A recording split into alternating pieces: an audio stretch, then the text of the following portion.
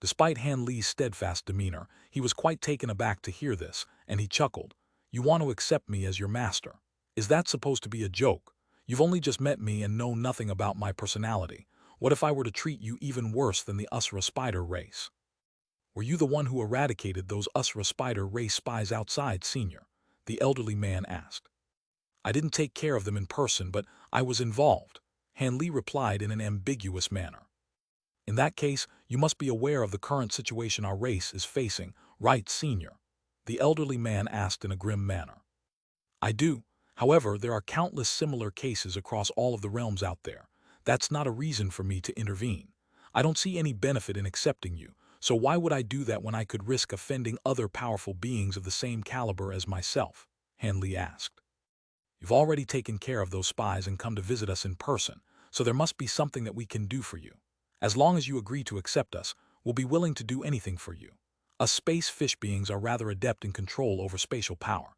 Perhaps that won't be able to directly assist you in battle, but we're more than capable of opening up small spaces and managing cave abodes," the elderly man replied in an extremely earnest manner. "Hee, you make a compelling case. There is indeed something that you can do for me. Setting everything aside for now, do you recognize this thing?" Han Li flipped a hand over to summon the blue bead as he spoke. As soon as the bead appeared, it immediately began to emit a buzzing sound, resonating with the elderly man in a peculiar manner. Letter 1D4F, letter 1D4FB, letter 1D486, letter 1D65A, letter 1D498, letter 1D4E, letter 1D4FF, letter 1D658, letter 1D4F8, letter 1D662. Much to Han Li's surprise, the elderly man wasn't all that surprised to see the bead. Instead, he sighed, "That's the domain bead. As expected, our sacred treasure has fallen into your hands." It seemed as if a burden had been lifted from his shoulders. "So this is a sacred treasure of your race. You seem to already have been aware that it was in my possession," Han Li said as his eyes narrowed slightly. "I only just found out not long ago. Please take a look at this, Senior." The elderly man raised an arm as he spoke to reveal a peculiar symbol on his wrist. The symbol was identical in shape to the bead that Han Li was holding, and it was also flashing with faint blue light. This sacred symbol is something that only the past chieftains of the airfish race can possess. Aside from its purpose as a mark of identification, its main purpose is to detect the sacred treasure of our race. At my current cultivation base, I'll be able to sense the exact location of the domain bead as long as it's within a radius of 100 kilometers around me. This is why I was willing to immediately accept you as the master of our race. I believe that this is a sign from the heaven. Otherwise, how would our sacred treasure have fallen into your hands?" the elderly man said in a serious manner. "Interesting. You can stand up now. I happened to obtain this treasure by chance. Seeing as it's the sacred treasure of your race, it must have some other important purpose aside from the power of laws contained within it, right?" Han Li asked with an intrigued expression. "That's right. This domain bead is an extremely rare treasure that contains a realm in itself. However, back when our race first began to fall into decline many years ago, the treasure was sealed by a powerful being in our race using a secret technique. As such, I've only ever heard legends of the treasure's abilities," the elderly man replied in a respectful manner as he rose to his feet. A hint of surprise appeared on Han Li's face upon hearing this. "Oh, that does make it an extremely precious spatial treasure. Did you know that this treasure was sealed in that glacial pond?" "I did. The forefathers of our race intentionally stored the domain bead in that glacial pond so that other powerful beings wouldn't hunt us down over the treasures. After all, we didn't have sufficient power to protect it, so it would have only spelled trouble for us. As such, it was mandated that the sacred treasure could only be retrieved once our race became powerful enough to protect it. Unfortunately, we never managed to make a resurgence. Instead, we've been falling further and further into decline, to the extent that we're almost unable to even pass down our bloodline anymore. Thus, the sacred treasure became completely pointless to us," the elderly man explained in a resigned manner. "It seems that your forefathers made a very wise decision.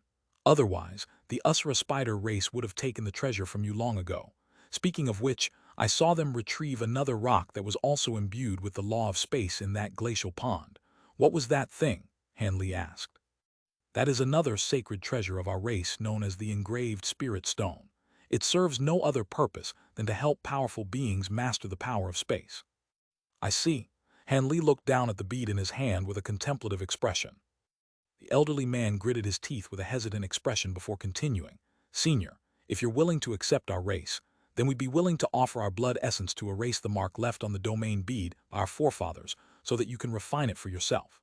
This sacred treasure has been refined by the powerful beings of our race in the past, and ownership cannot be transferred through normal refinement methods.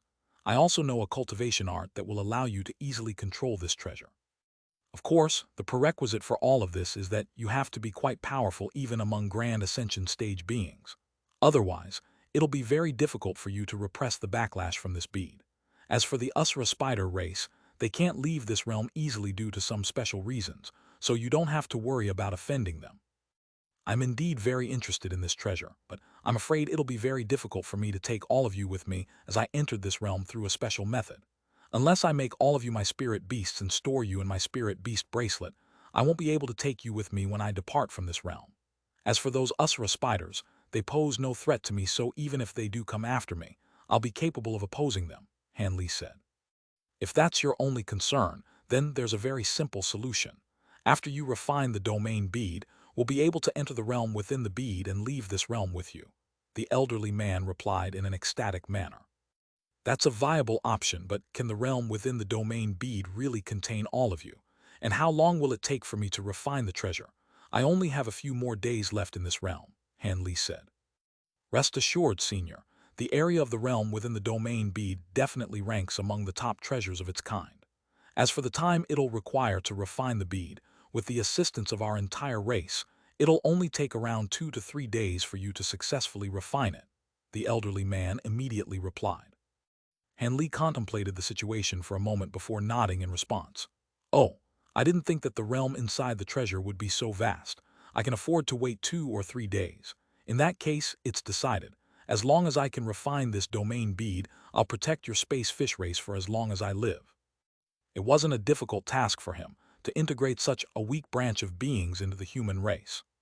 The elderly man was ecstatic to hear this, and he immediately fell to his knees before kowtowing again. Thank you, Senior. I'll begin the preparations right away. Please wait for me. He didn't know how Han Li was going to treat them, but it was surely going to be better than living under the rule of the Usra spiders, which were slaughtering them as they pleased, placing them at constant risk of ending their bloodline inheritance. Go on, I'll stay here and study this treasure in the meantime, Han Li instructed with a wave of his hand. Yes, I'll be taking my leave now, Senior. Only then did the elderly man rise to his feet before departing in a respectful manner.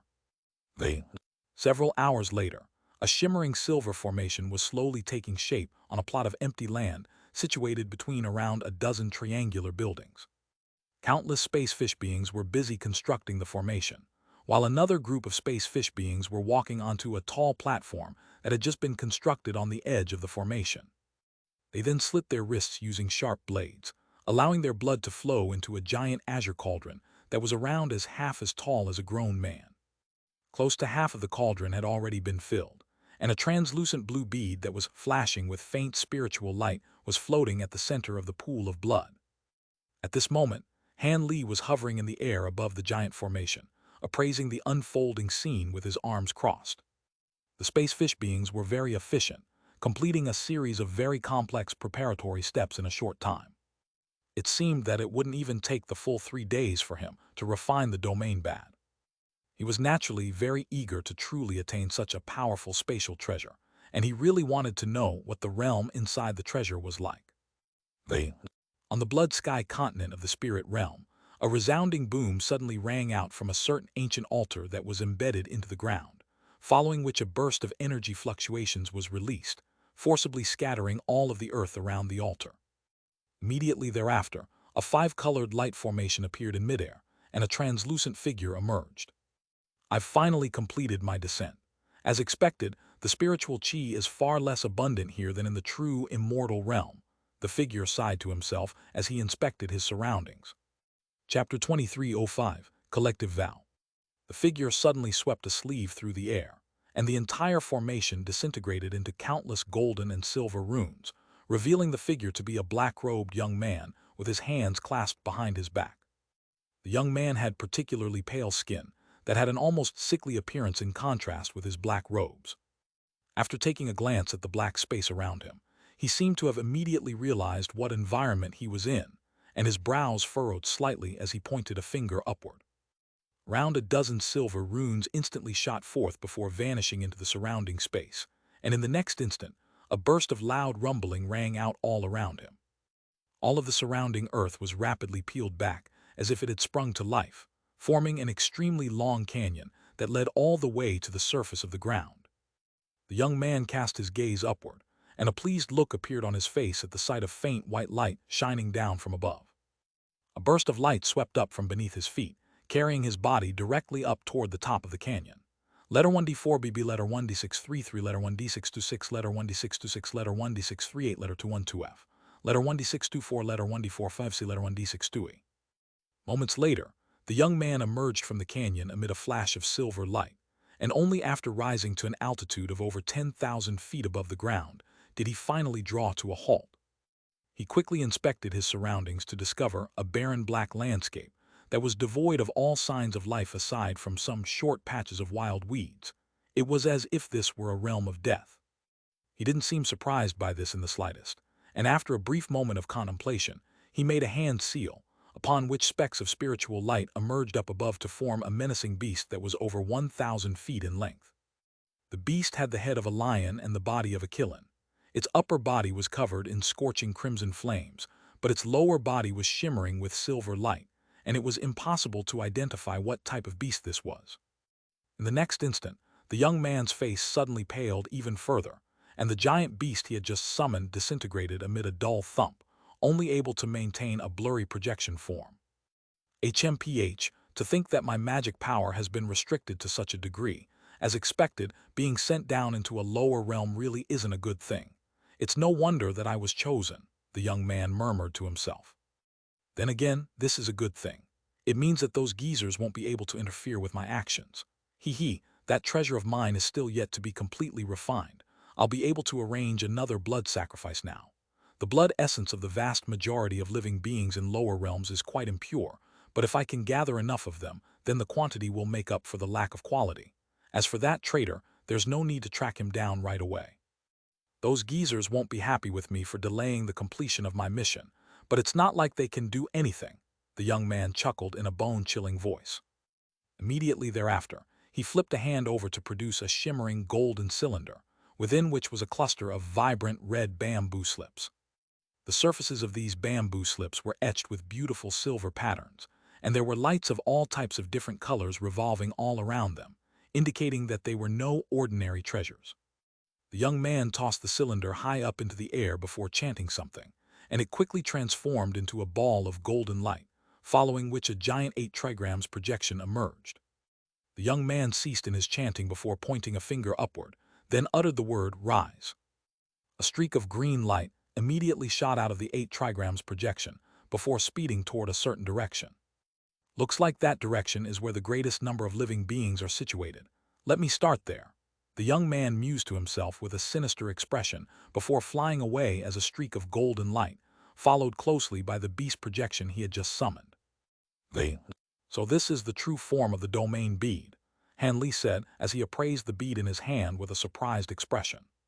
The bead had already shrunk down to less than half its original size, making it comparable to a pea. However, its surface had become extremely smooth, and it had taken on a 5-colored appearance with a wisp of white chi revolving around it, presenting quite a mysterious sight to behold. That's right, Senior. The mark left in the bead has already been completely erased, so the disguise cast on it by our forefathers has also been lifted. You can now begin refining this treasure right away, the chieftain of the space fish race replied in a respectful manner, and his face was looking slightly pale, clearly indicating that he had expended quite a bit of blood essence. All right, get all your brethren to pack up their belongings. We'll leave the small Usra realm once I finish refining this bead, Han Li instructed. Thank you for your kindness, Senior. I'll arrange that right away. By the way, you must require a quiet place in which you can refine this bead, so please come to the secret chamber that I normally cultivate in, the chieftain replied with an excited expression. All right, lead the way, Han Li replied with a nod. Shortly thereafter, Han Li was led to the bottom of a triangular building, where a tightly shut bluestone gate appeared before him. Please come in, Senior, the elderly man said as he made an inviting hand gesture after opening the gate. Han Li strode in through the gate, and a hint of surprise flashed through his eyes. Aside from some commonplace fixtures that one would normally find in a secret chamber, there was also a row of black wooden shelves that were laden with bamboo slips, jade boxes, and other containers, as well as a crimson pill refinement cauldron that was several feet tall. "Are you adept in pill refinement as well?" Han Li asked. "No, senior, these things are all for my granddaughter. She has some aptitude when it comes to pill refinement. Unfortunately, she's limited by the lack of diversity in the spirit medicines in this realm, so she's unable to refine many types of pills," the chieftain hurriedly explained with a bow, and a hint of pride could be seen in his eyes as he talked about his granddaughter.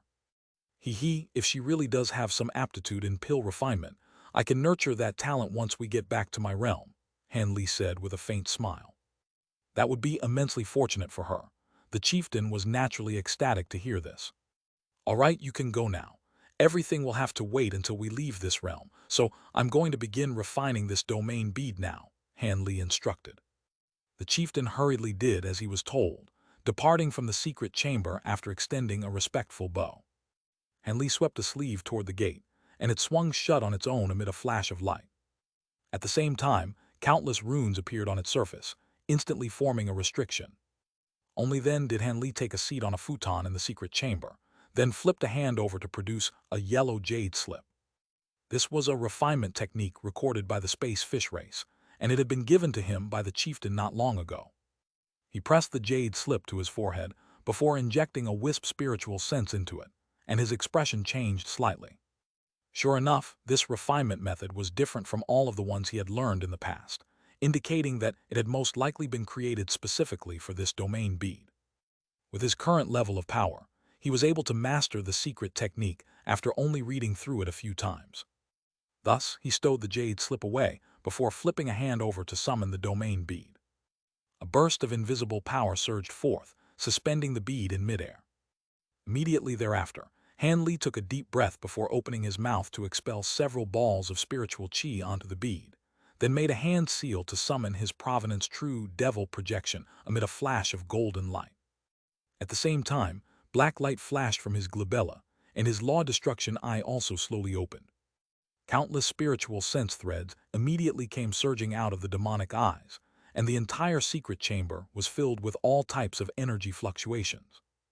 2 days and 2 nights quickly passed by, and just as the space fish chieftain was beginning to grow rather anxious, the stone gate was finally opened once again, following which Han Li emerged with a hint of exhaustion in his eyes. A hint of elation coupled with anxiety surfaced in the elderly man's eyes as he asked, "Senior, have you already?" "Rest assured, I've already successfully refined the domain bead. Gather all of your brethren as quickly as possible. I can already sense that this realm is beginning to reject me, so I won't be able to stay here for much longer," Han Li replied. "That's fantastic. I'll arrange that right away," the chieftain replied in an ecstatic manner before hurriedly departing. Around 15 minutes later, several hundred excited space fish beings were gathered on the plaza, but all of them were completely silent and standing in rigid and formal postures. At the very front of the group stood the chieftain, and in the instant Han Li emerged from one of the triangular buildings, he knelt down before kowtowing as he said in a respectful voice, "Thank you for saving our race, Master. The 512 members of our race hereby swear to serve you for generation after generation until the end of time. If we break this vow, then our entire race will receive divine retribution, erasing our entire race from the face of the world." As soon as his voice trailed off, the chieftain made a grabbing motion to summon a short dagger, which he plunged several inches deep into his own chest, and blood immediately began to flow from the edge of the wound. The space fish beings behind him also kowtowed toward Han Li before summoning all types of sharp blades that they plunged into their own bodies, then swore the same blood vow. A massive crimson rune that was around an acre in size emerged in the sky as a result of the vow, but it then quickly vanished in a flash. "You can all get up now. The fact that you've sworn a collective blood vow is sufficient testament to your loyalty. In return, I will treat you like my own brethren without any bias or discrimination," Han Li said as he appeared in the air above all of the space fish beings. Chapter 2306, Meeting the Spirit Monarch chapter again. As soon as his voice trailed off, he opened his mouth to release the domain bead without waiting for a reply from the space fish beings. As soon as the bead emerged, it began to revolve on the spot before releasing a burst of 5-colored light. As the burst of light swept over the plaza, all of the space fish beings quickly vanished, and after just a few seconds, the plaza was completely empty. Han Li also vanished in a flash amid a burst of spatial fluctuation, then reappeared within a mysterious space. Most of the space was comprised of a massive body of water with only 4 islands, 1 large and 3 small, at its center. Han Li had appeared directly above the largest island, and he quickly caught sight of the space fish beings that had just been transferred into this space. All of them were standing on a lawn, appraising their surroundings with elation in their eyes. So this is the realm within the domain bead. Build some houses and reside in here for now. I'll release all of you from the bead once I find a suitable place for you to live, Han Li instructed in an implacable voice. Yes, master, the spacefish chieftain replied without any hesitation as he extended a deep bow, and all of the other spacefish beings echoed him as they fell to their knees. There's no need for such formalities, Han Li said with a faint smile before stepping forward to depart from this space. Only then did the chieftain repress his excitement before calling out to his brethren, and they began to find a suitable place to live on the islands. Meanwhile, Han Li reappeared in the outside world before descending onto the ground, where he sat down with crossed legs before closing his eyes. He could already sense an invisible force rejecting him from all directions, and it was quite uncomfortable. Time slowly passed, and after a long while, a burst of peculiar energy fluctuations suddenly erupted overhead, while a blanket of dark clouds appeared. The air around Han Li began to twist and warp, making it impossible to see through it.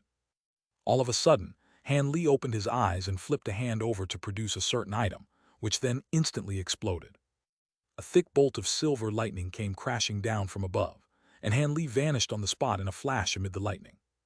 A burst of loud rumbling rang out on the summit of a barren mountain in the spirit realm, and a white spatial rift was opened up, following which a ball of 5-colored light emerged from within.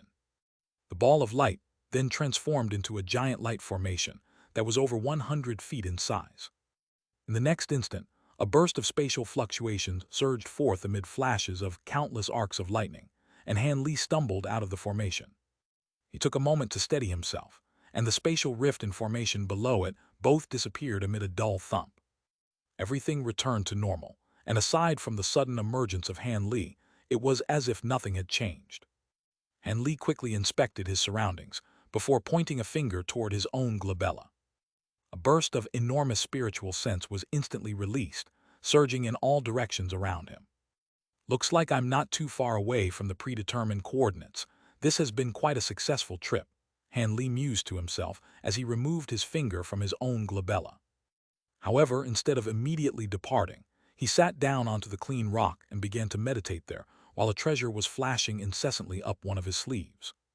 Around 6 hours later, a streak of white light shot forth toward him from the distance before reaching the mountain's summit in just a few flashes. The light then faded to reveal Mojangli, who said with an ecstatic expression, "I'm glad to see you've returned safely as well, Brother Han. I knew you wouldn't be too far away." It would have been unnecessary to set the coordinates in too secluded a location. Seeing as we've both returned, let's go and see the spirit monarch.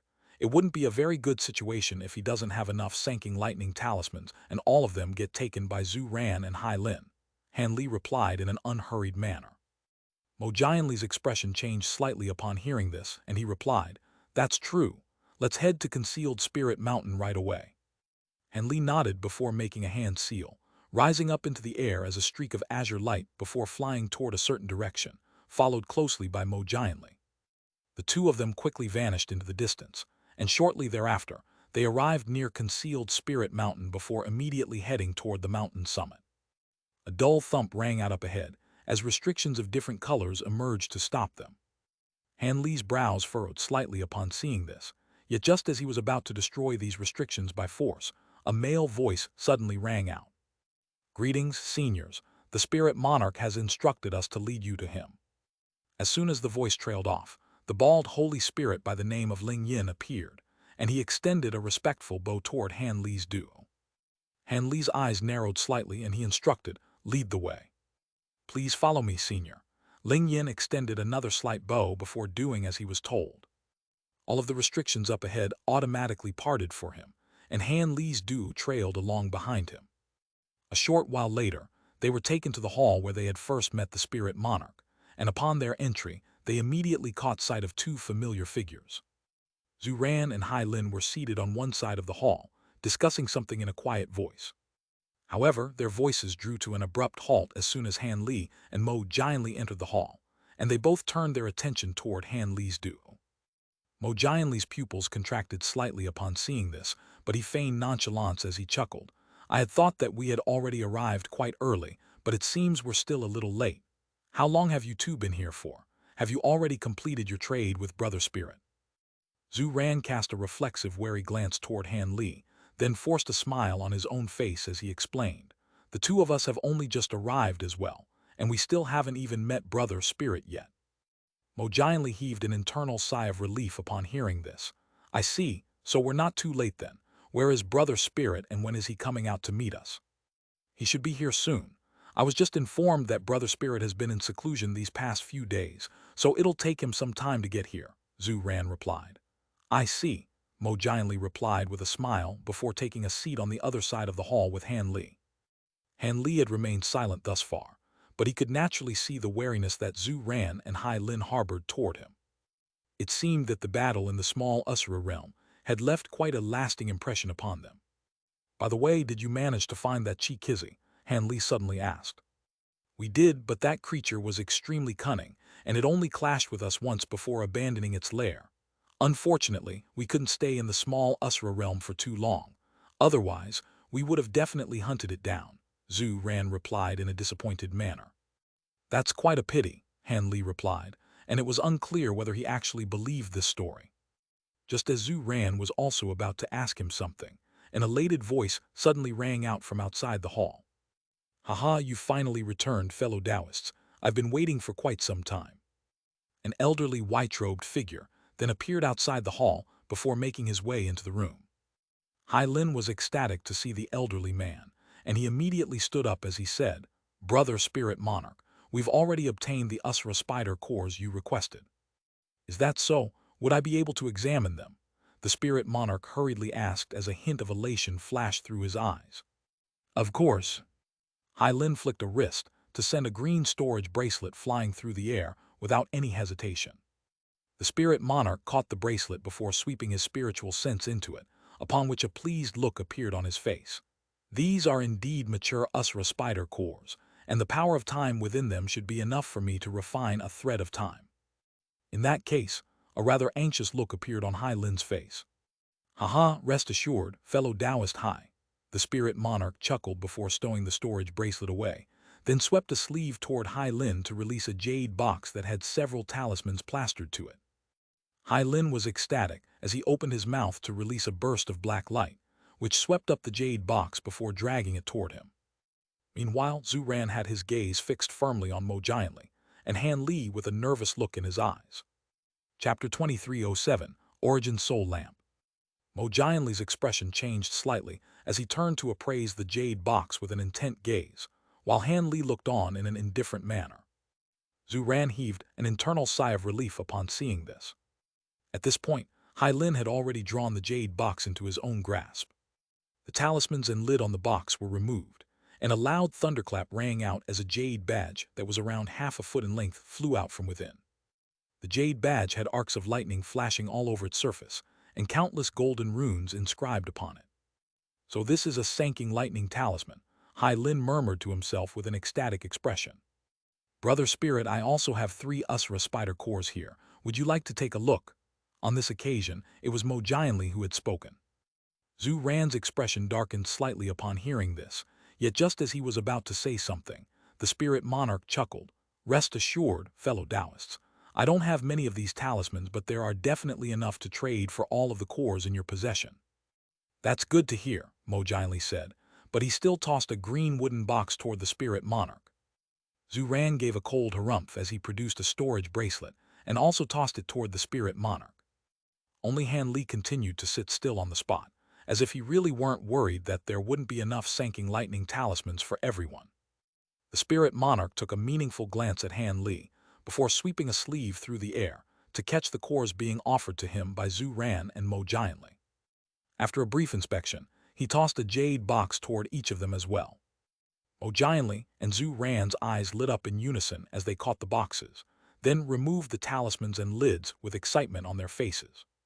"Fellow Taoist Han, are you uninterested in my talismans or have you returned empty-handed?" the spirit monarch asked. "Of course I haven't returned empty-handed, but firstly, I'd like to ask how many talismans you have left," Han Li replied with a smile. The spirit monarch was rather taken aback to hear this. "How many?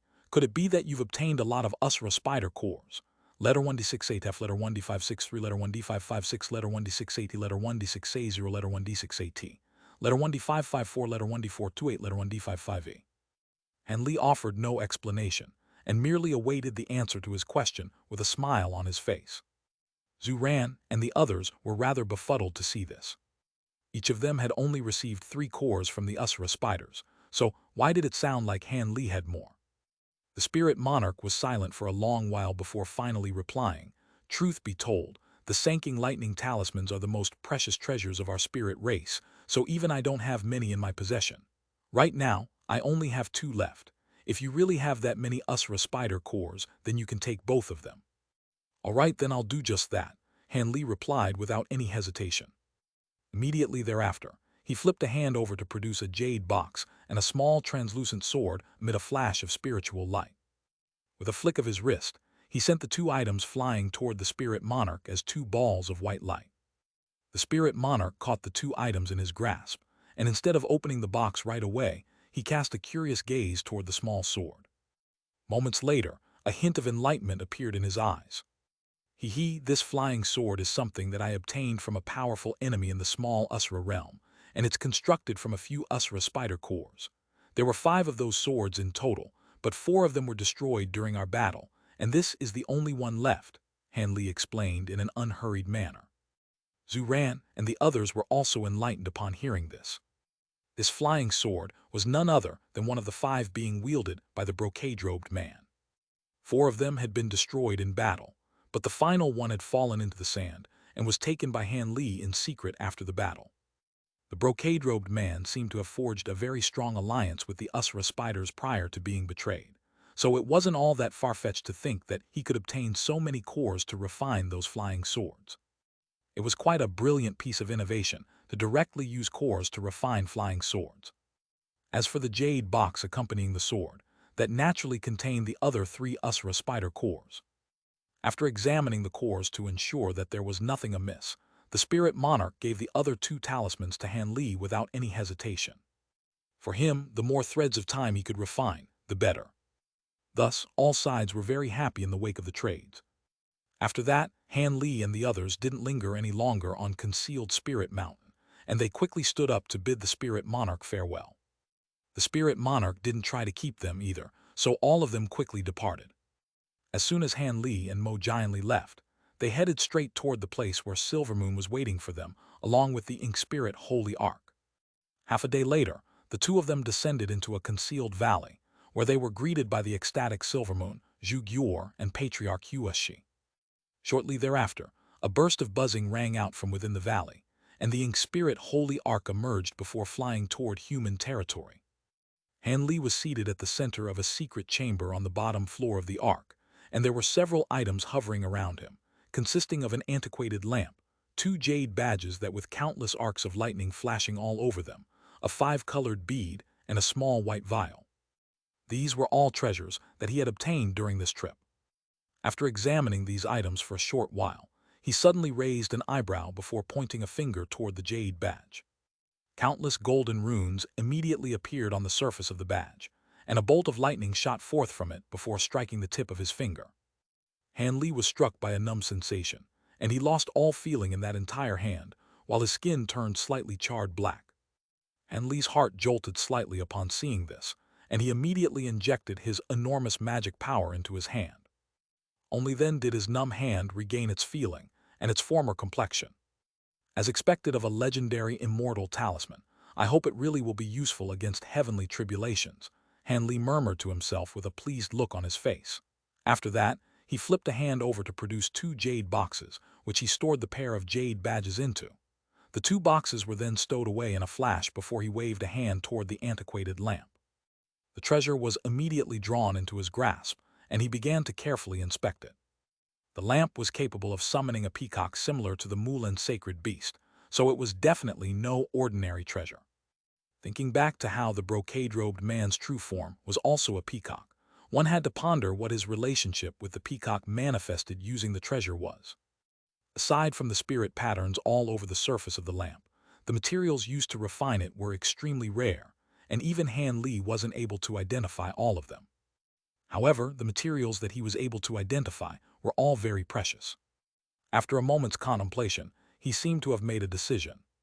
He made a hand seal, and a translucent thread shot out of his glabella amid a flash of spiritual light before vanishing into the lamp. He then closed his eyes and began to thoroughly examine the treasure. Time slowly passed by, and only after a day and a night did the translucent thread return to Han Li, following which he opened his eyes with an elated expression. So this treasure is known as an origin soul lamp. No wonder it's able to summon that peacock. It's formed by a wisp of the creature's soul. Han Li was ecstatic upon making this discovery. An origin soul lamp was a treasure that could enhance soul fragments. There were also other treasures that soul fragments could be stored in, but unless the soul fragment could become an independent existence, it would inevitably disintegrate unless it returned to its host. In contrast, there was no such concern with this origin soul lamp. In fact, the treasure was capable of nurturing and enhancing the soul fragment stored within it over time. If the soul fragment could be refined using some special secret techniques, then it could even become a clone-like existence. Furthermore, regardless of how powerful the clone was, there was no need to worry about backlash as long as one possessed this origin soul lamp. Under the correct circumstances, this treasure could even nurture a soul fragment of its owner to become more powerful than the owner themselves. Han Li took a deep breath, and a hint of excitement appeared in his eyes. Ever since the disappearance of his second nascent soul, he had intended to nurture a clone, and this treasure was perfect for that purpose. He carefully examined the lamp several more times to ensure that it could indeed nurture soul fragments, and after ensuring that nothing was amiss, he immediately planted a soul fragment into the lamp. Once this soul fragment became powerful enough, he would have to think about exactly how he wanted to develop it. Thus, Han Li swept a sleeve through the air, releasing a burst of spiritual light to stow the origin soul lamp away before directing his attention toward the small vial. The contents of the vial was none other than the Xuanwu true blood he had obtained. Once he devoured this blood and refined it, he would be able to drastically enhance the power of his 12 awakening transformations.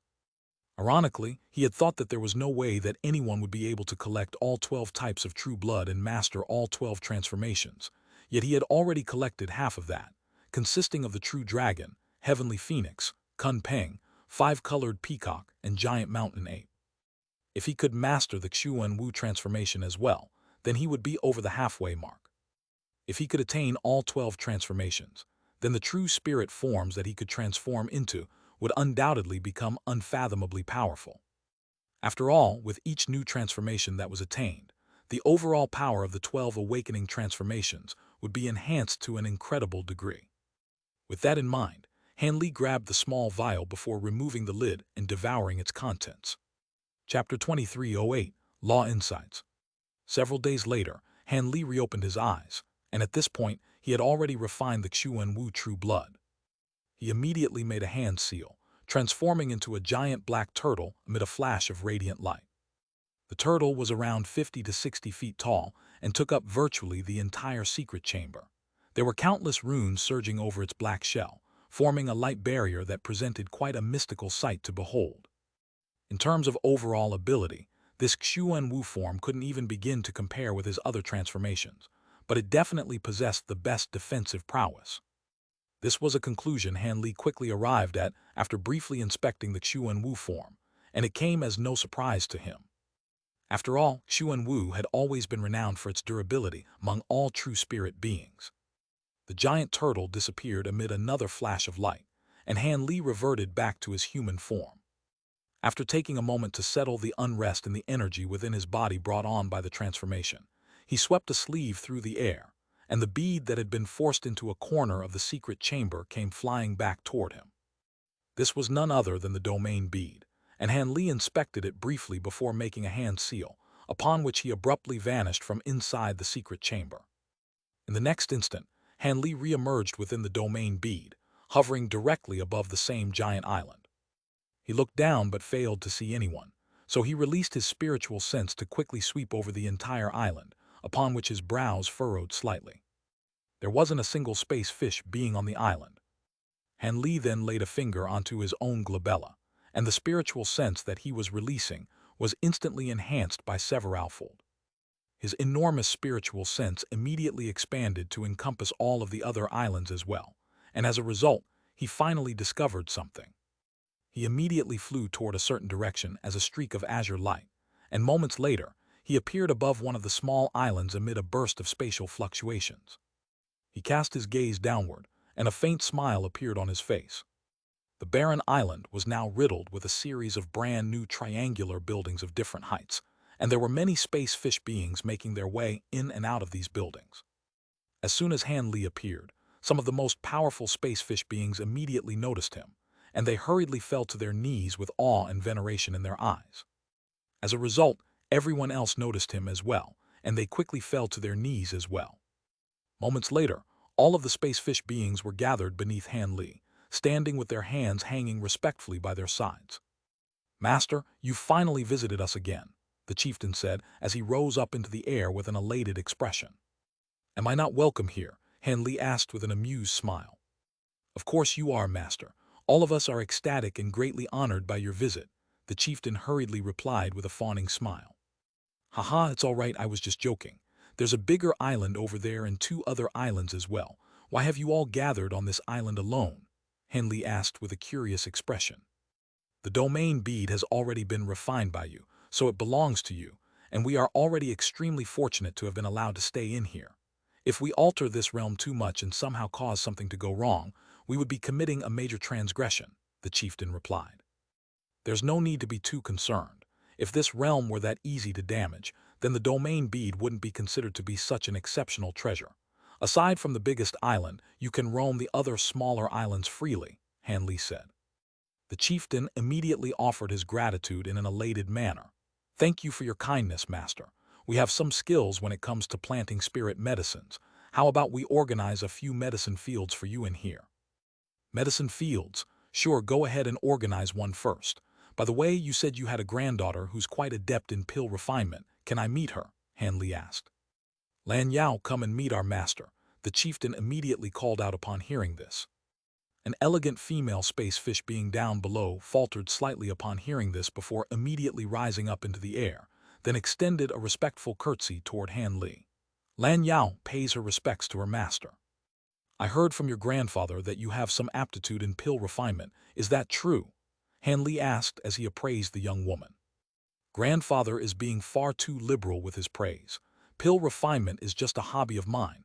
I wouldn't dare to claim that I have any aptitude in it," the young woman replied in a shy manner, and it seemed that she very rarely spoke to strangers. There's no need to be so modest. I've seen your pill refinement cauldron and materials. You wouldn't even be able to use a lot of those things unless you were very adept in the art of pill refinement. I have some questions about pill refinement that I would like to ask you. Just answer them to the best of your abilities," Han Li said. "I'll do my best," the young woman replied in an obedient manner. Han Li nodded in response before dismissing the other space fish beings, then began his line of questioning. Han Li was a pill refinement master in his own right, and his questions weren't all that deep and profound, but they were all very special and niche questions that the ordinary pill refinement master definitely couldn't answer. However, Lan Yao was able to provide answers to most of the questions, and after an hour of questioning, Han Li was very stunned and impressed with her talent in the art of pill refinement. Han Li was silent for a moment before proposing something that came as quite a surprise to both Lan Yao and her grandfather. "I can tell that you do indeed have brilliant aptitude in this field. As long as your cultivation base can keep up, perhaps you'll be able to go even further than I do in the art of pill refinement. How about this? Why don't you accept me as your master in pill refinement? I can provide you with support in your normal cultivation, as well as some specialized guidance in pill refinement to help improve your mastery of the art." The chieftain was so ecstatic that he could barely believe his own ears. "You'd be willing to accept Yar as your disciple? That's fantastic. Yar, hurry up and greet your master." Yar pays her respects to her master. Lan Yao immediately knelt down and kowtowed toward Han Li again. Haha, there's no need for such formalities. As a new disciple of mine, I'm obligated to give you a present. Here are some pills and cultivation insights that I've gathered. Get yourself to the spatial tempering stage first, and I'll begin instructing you in pill refinement after that. Hanli said with a smile as he tossed 7 or 8 vials of pills and a jade slip toward Lan Yao. Letter 1D5F3, letter 1D69B, letter 1D6AT, letter 1D680, letter 1D604, letter 1D556. Letter 1D5F0, letter 1D560, letter 1D426. Thank you, Master. I'll be sure to do my best, Lan Yao replied as she caught the vials and jade slip in an elated manner. Keep cultivating in this realm for now. Once we return to the human race, I'll bring you out to meet your senior martial brothers and sisters. All right, I'm leaving now, Hanli said with a smile, then prepared to leave after giving the chieftain a parting nod. However, a thought suddenly occurred to the chieftain, and he hurriedly said, "Please wait, Master. I have something to give you." Hanli was rather taken aback to hear this. "Oh, what is it?" "Please take a look, Master," the chieftain said as he pulled a black box out of his sleeve before offering it to Hanli with both hands. Hanli swept a sleeve through the air, and the box was immediately drawn toward him. He then flicked a finger toward the box, and the lid flew off on its own, revealing around a dozen objects of different sizes, including some stone shards, jade slips, and scrolls. Instead of reaching for the items right away, Hanli asked, "What is this?" "These are some insights into the law of space left behind by the past powerful beings of our space fish race. Only the chieftains of our race are entitled to view these records, but my cultivation base is too lackluster for these things to be of any use to me, so I'm offering them to you in the hope that they can help you, Master," the chieftain replied in a respectful manner. "Oh, so you've identified the fact that I also possess spatial power?" Hanli asked as a faint smile appeared on his face. "As the chieftain of the space fish race, I'm far more sensitive to spatial power than even my brethren. The spatial power within your body isn't very potent, but I can still sense it," the chieftain replied. "These things are indeed useful to me, so I'll keep them. I'm really going to leave now," Hanli said with a meaningful nod, then stowed the box away before truly departing, this time amid a burst of spatial fluctuations. Following Hanli's departure, the chieftain turned to Lan Yao and sighed, "Let's go back down. You really are in luck, Yar. Looks like you'll be the future hope of our entire race. From now on, you'll be free to use all of the resources in our race so you can progress in your cultivation as quickly as possible." Several months later, the Ink Spirit Holy Ark finally returned to the human race. As soon as they arrived, they were immediately informed of a piece of astonishing news. Chapter 2309, Fall of Xianxia. "What? My grandfather is going to be transcending his tribulation in 7 days. Why is the tribulation arriving so soon?" Silvermoon exclaimed in a panicked manner. They had just arrived in the teleportation hall of Deep Heaven City, and the elder that was on duty was the one who had just informed them of this terrible news. There seemed to have been some type of mishap during Senior Xiao's seclusion, so he's forced to transcend his tribulation in advance, and no further delay is possible. For this purpose, the Holy Island had borrowed some treasures from our city. Otherwise, we wouldn't even have heard about this, the elder replied with a wry smile, then cast a respectful gaze toward Hanli and Mo Giantly. "Even if we use all of the teleportation formations available to us, there's no way we'll be able to deliver a Sanking Lightning Talisman to him in 7 days. We'll only have a chance if Brother Ao can last a few days while facing the heavenly tribulation," Mo Giantly said with a grim expression. "Let's get back to the Holy Island right away then. Perhaps we'll be able to make it in time. Teleport us to the nearest city to the Holy Island," Hanli instructed. The elder's heart jolted slightly upon hearing this, and he immediately bowed as he replied, "Yes, Senior." He then instructed the guards in the hall to undo the restrictions on a certain teleportation formation, before quickly planting some spirit stones onto it. Once the preparations were complete, Silvermoon immediately rushed into the formation, while Hanli and the others followed closely behind her. Shortly thereafter, Hanli's trio vanished amid a flash of spiritual light. 9 days later, a giant black ark suddenly appeared near the Holy Island before speeding directly toward the island. The patrolling guards hurriedly flew toward the ark, but upon seeing the large ancient rune engraved on the front of the ark, all of them immediately drew to a halt before extending respectful bows toward the flying treasure. Before the ark had even reached them, an urgent voice rang out from inside. "Is Xiao transcending his tribulation on the island?" Immediately thereafter, Mo Giantly emerged from the ark. We pay our respects to Senior Mo. Senior Aozio currently isn't on the Holy Island. Instead, he's transcending his tribulation in the Red Cloud Valley around 50,000 kilometers away. All of the elders of the Holy Island have gone to assist him as well, Spatial Tempering Stage Guard hurriedly replied. Red Cloud Valley, Mo giantly murmured to himself before immediately getting back onto the ark, which sped toward another direction at an incredible speed, leaving the guards to look on with befuddled expressions. Close to an hour later, the giant black ark was still speeding through the air with Han Li, Mo giantly, and Silvermoon all standing at the front. The three of them looked on with grim expressions, and Silvermoon was feeling extremely anxious. Han Li had obtained 2 Sanking Lightning talismans from the Spirit Monarch, and he had informed her that he was willing to give one to Patriarch Aozio in order to assist him in his tribulation transcendence. She had been ecstatic to hear this, but never did she think that such a crisis would suddenly arise as soon as they returned to the human race. All of a sudden, a dull thump rang out from within Silvermoon's body, as if something had suddenly shattered. Silvermoon's face immediately turned completely pale upon hearing this. What happened, Yuer? Han Li immediately noticed the change in her complexion, and a sense of foreboding welled up in his heart. 1. Tears began to well up in Silvermoon's eyes, and instead of replying to Han Li, she opened her mouth to release a bright red jade badge. The badge was only around the size of a palm, but there was an extremely lifelike male portrait etched on its surface. Han Li immediately identified the portrait to be one of Patriarch Aozio. At this moment, there were cracks all over the jade badge, and the number of cracks was only increasing. After the span of just a few breaths, the entire jade badge crumbled away into powder that began to slip through her fingers, while she looked on with a disoriented expression. It was quite apparent to Han Li what had happened, and he heaved a faint sigh before falling silent, standing by Silvermoon's side to offer her comfort.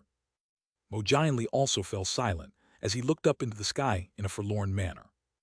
As for Zhu Gyur and Patriarch Huashi, the two of them exchanged a nervous glance and didn't dare to make a sound. The Ink-Spirit Holy Ark was still speeding along, and after close to another hour, around a dozen streaks of light suddenly came flying toward it. Letter 1D5F3, letter 1D69B, letter 1D5F2, letter 1D556, letter 1D6A0, letter 1D6AT, letter 1D6AC, letter 1D698, letter 1D46. Han Li's brows furrowed slightly upon seeing this, and the flying ark drew to a halt at his behest. The streaks of light gathered around the ark, then faded to reveal the elders of the Holy Island.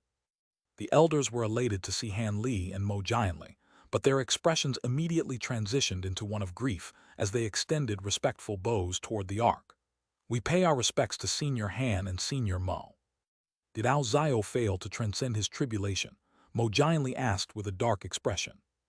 Indeed, Senior Ao had just perished to his heavenly tribulation not long ago, leaving behind 2 damaged protective treasures and a spirit core. An elderly man replied in a respectful manner. Who has my grandfather's spirit core? Give it to me, Silvermoon said in a cold voice. Of course, fellow Taoist Ling Long.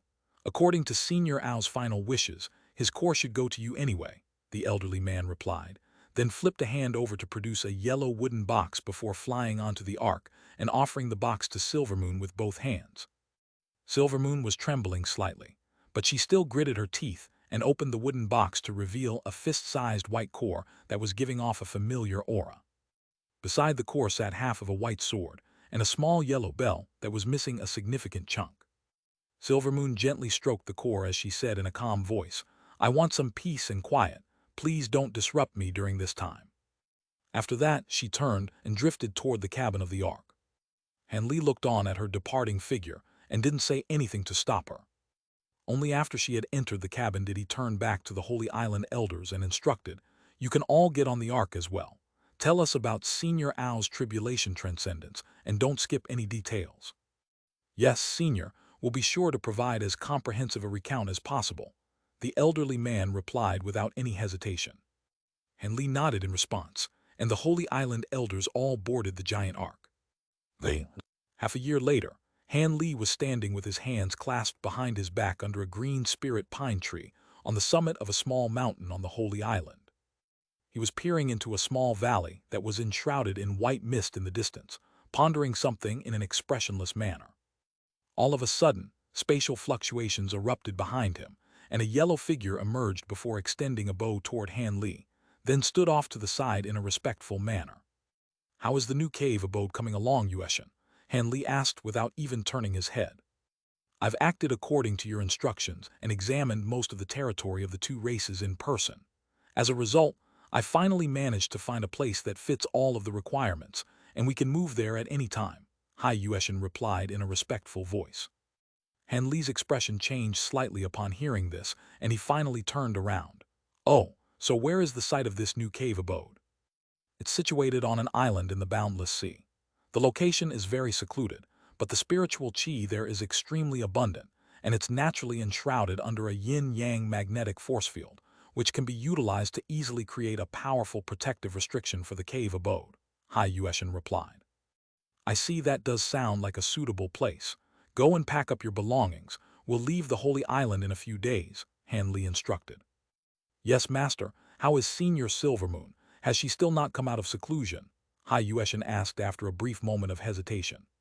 "She still hasn't come out of seclusion yet, but I have a feeling she'll be coming out in the next few days," Han Li replied as he turned toward the valley in the distance again. "I see. In that case, I'll instruct my disciples to begin preparations for the move." Han Yueshin naturally had no reason to doubt Han Li's words, and he extended another respectful bow before departing from the small mountain, leaving Han Li to continue peering into the misty valley. A long while later, the mist within the valley up ahead suddenly began to churn, and a streak of white light shot out before appearing above Han Li. "I'm fine now, Brother Han. Let's leave together," a silver-robed woman said with a smile as soon as she emerged. "All right, let's go. I've already found a good site for our cave abode where we can stay for a while," Han Li replied with a warm smile.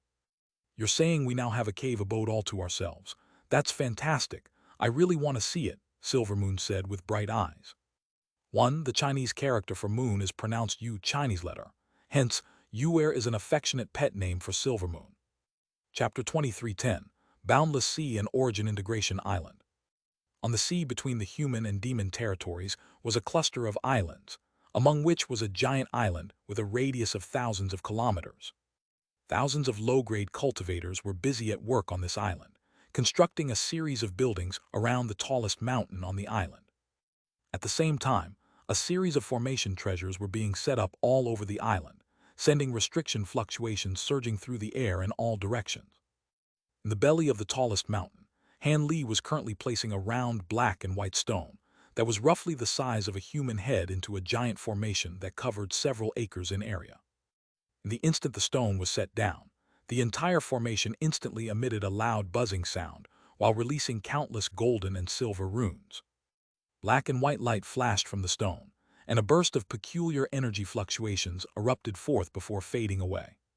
"Can this formation really make use of the yin-yang magnetic light to defend the island?"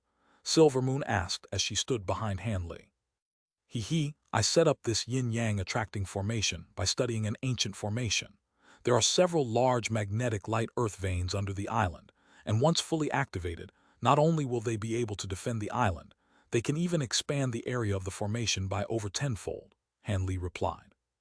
"In that case, the safety of this origin integration island will be assured. I've witnessed the power of the yin-yang magnetic light. As long as the magnetic light veins remain unharmed, they'll be able to trap even a grand ascension stage being for some time," Silvermoon said. "Not only that, but I've discovered that the entire magnetic light formation of the boundless sea is gathered under this cluster of islands. The other islands also have similar earth veins beneath them, and although those veins aren't as powerful as the one under this origin integration island, they can still facilitate the construction of some simpler yin-yang attracting formations.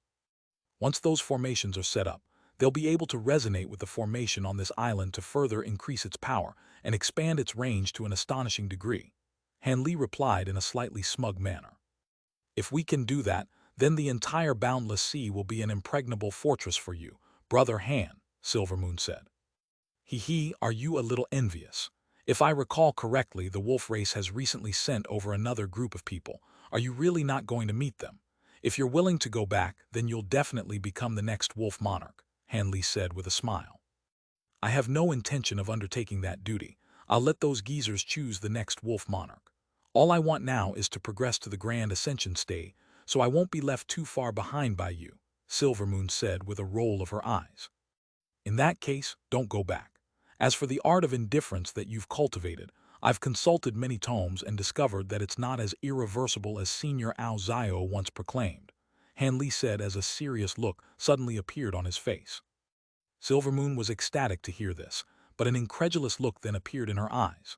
What? You're saying the art of indifference can be reversed, but my grandfather told me that there was no way to abandon this cultivation art unless I was willing to return to the spatial tempering stage. Also, if I decide to give up the cultivation art, it'll be very difficult for me to make further progress in my cultivation. It's indeed impossible to completely abandon the art of indifference, but it wouldn't be impossible to separate it out of your body, Han Li replied. What does that mean? Silvermoon was rather perplexed to hear this. It's very simple in theory, but the actual execution is rather difficult. Long story short, I can refine a clone that you can transfer the power of your art of indifference into. Once you do that, there's a very good chance that those negative emotions will also be expelled from your body, Han Li explained. That's it, Silvermoon was still in disbelief. Of course, it can't just be any normal clone, and once the power of your art of indifference is separated out of your body, you'll still revert back to the spatial tempering stage. But the difference is that you'll be able to cultivate back to the body integration stage without encountering any bottlenecks. The only issue is that you'll have to spend some time returning to your current cultivation base, Han Li said. That's not an issue if I can reverse the effects of the art of indifference. What probability do you think this has of succeeding? Silvermoon asked in a hesitant voice. It should be around 70% to 80%. However, in order to expel the art of indifference from your body, you require the assistance of someone with far superior cultivation base and spiritual sense to yourself. If you decide to take this path, I'll assist you myself, Han Li replied with a serious expression. That's quite a high chance of success. However, it sounds like it won't be an easy task to create a suitable clone for this purpose, Silvermoon said. Rest assured, even if we fail, there will be no threat to your safety. Also, I've already prepared a clone for you, Han Li said with a smile, then summoned a shimmering green figure amid a flash of green light. Isn't that your spirit body? Are you giving it to me as a clone? Silvermoon was stunned by the sight of the green figure. That's right. This spirit body is different from normal clones in that it doesn't possess any spiritual nature and is only an empty vessel. I normally control it using a wisp of my spiritual sense or through Quer. At my current cultivation base, this body integration stage spirit body doesn't really have much use for me anymore, so it's perfect for you. The spirit body is extremely and can easily absorb all types of different power. On top of that, it's already at the pinnacle of the body integration stage, so it'll be able to accept the power of your art of indifference without any fear of backlash. Han Li pointed a finger at the spirit body as he spoke, and it immediately took on an identical form to Silvermoon at his behest, except its skin was still green. Silvermoon was stunned to see this, while Han Li was appraising the spirit body with a slightly forlorn expression. He had hoped that the mysterious green liquid would allow it to progress indefinitely in its cultivation base with no ceiling, but for some reason, it was stuck at the pinnacle of the body integration stage, and regardless of how much green liquid he used, it was still unable to reach the grand ascension stage. Thus, there was no better use for it than to act as the clone to resolve Silvermoon's issue surrounding her art of indifference. In that case, I'll accept this spirit body. With this clone at my disposal, I'm more confident that we'll succeed. I'll begin refining this spirit body right away, and once that process is completed, we can begin reversing by art of indifference, Silvermoon said. All right, the sooner this issue is resolved, the sooner I can heave a sigh of relief. During your seclusion, I'll complete the cave abode and all of the formations. After that, I'll be able to lend you my undivided assistance, Han Li said as he nodded with a smile. Silvermoon also smiled in response before making a hand seal, upon which she instantly vanished on the spot. Letter 1D453, letter 1D45F, letter 212F, letter 1D626, letter 1D4CC, letter 1D626, letter 1D450, letter 2134, letter 1D4C2. Following her departure, Han Li turned around again and began to test out all of the restrictions that the formation was capable of manifesting. He was in such a hurry to resolve the issue of Silvermoon's art of indifference, as he was preparing for the long journey that he was going to be making soon. He had to travel to another continent, and he didn't know what type of dangers he could encounter, so he was naturally unwilling to have Silvermoon accompany him. After all, the spirit realm was a massive place, and even though he could ensure self-preservation, he couldn't guarantee the same for those around him. Han Li had planned to travel to the other continents in several years, and he was only going to take Zhu Guor and Patriarch Xianxia along with him. Zhu Guor's spiritual power was required to search for an entrance to the small spirit sky, while Xianxia was very adept in water attribute abilities, so he could come in useful on this trip. With that in mind, a beautiful figure that resided deep in his heart flashed through his mind, but he took a deep breath to repress the thoughts of her. If his journey to the other continents were to go smoothly, then he would be able to meet her in the near future. What he had to do now was complete the yin-yang attracting formation and ensure that there was nothing amiss. 3 days flew by in a flash, and the Origin Integration Island had undergone a drastic transformation. The spiritual chi on the island was far more abundant, and some spirit beasts had appeared on the mountains. Some buildings that were guarded by armed puppets had also been erected, and the puppets were patrolling set routes over and over again in a monotonous and expressionless manner, adding a hint of menace to this immortal paradise-like scene. All of a sudden, a few melodious bell chimes rang out from the tallest mountain on the island, and countless streaks of light immediately rose up into the air from the buildings on the other mountains before converging toward the tallest mountain. Several thousand cultivators quickly gathered on the mountain, then knelt down and kowtowed in unison toward a silver palace up ahead. We pay our respects to our patriarch. Chapter 23:11, Huang Yuanzi.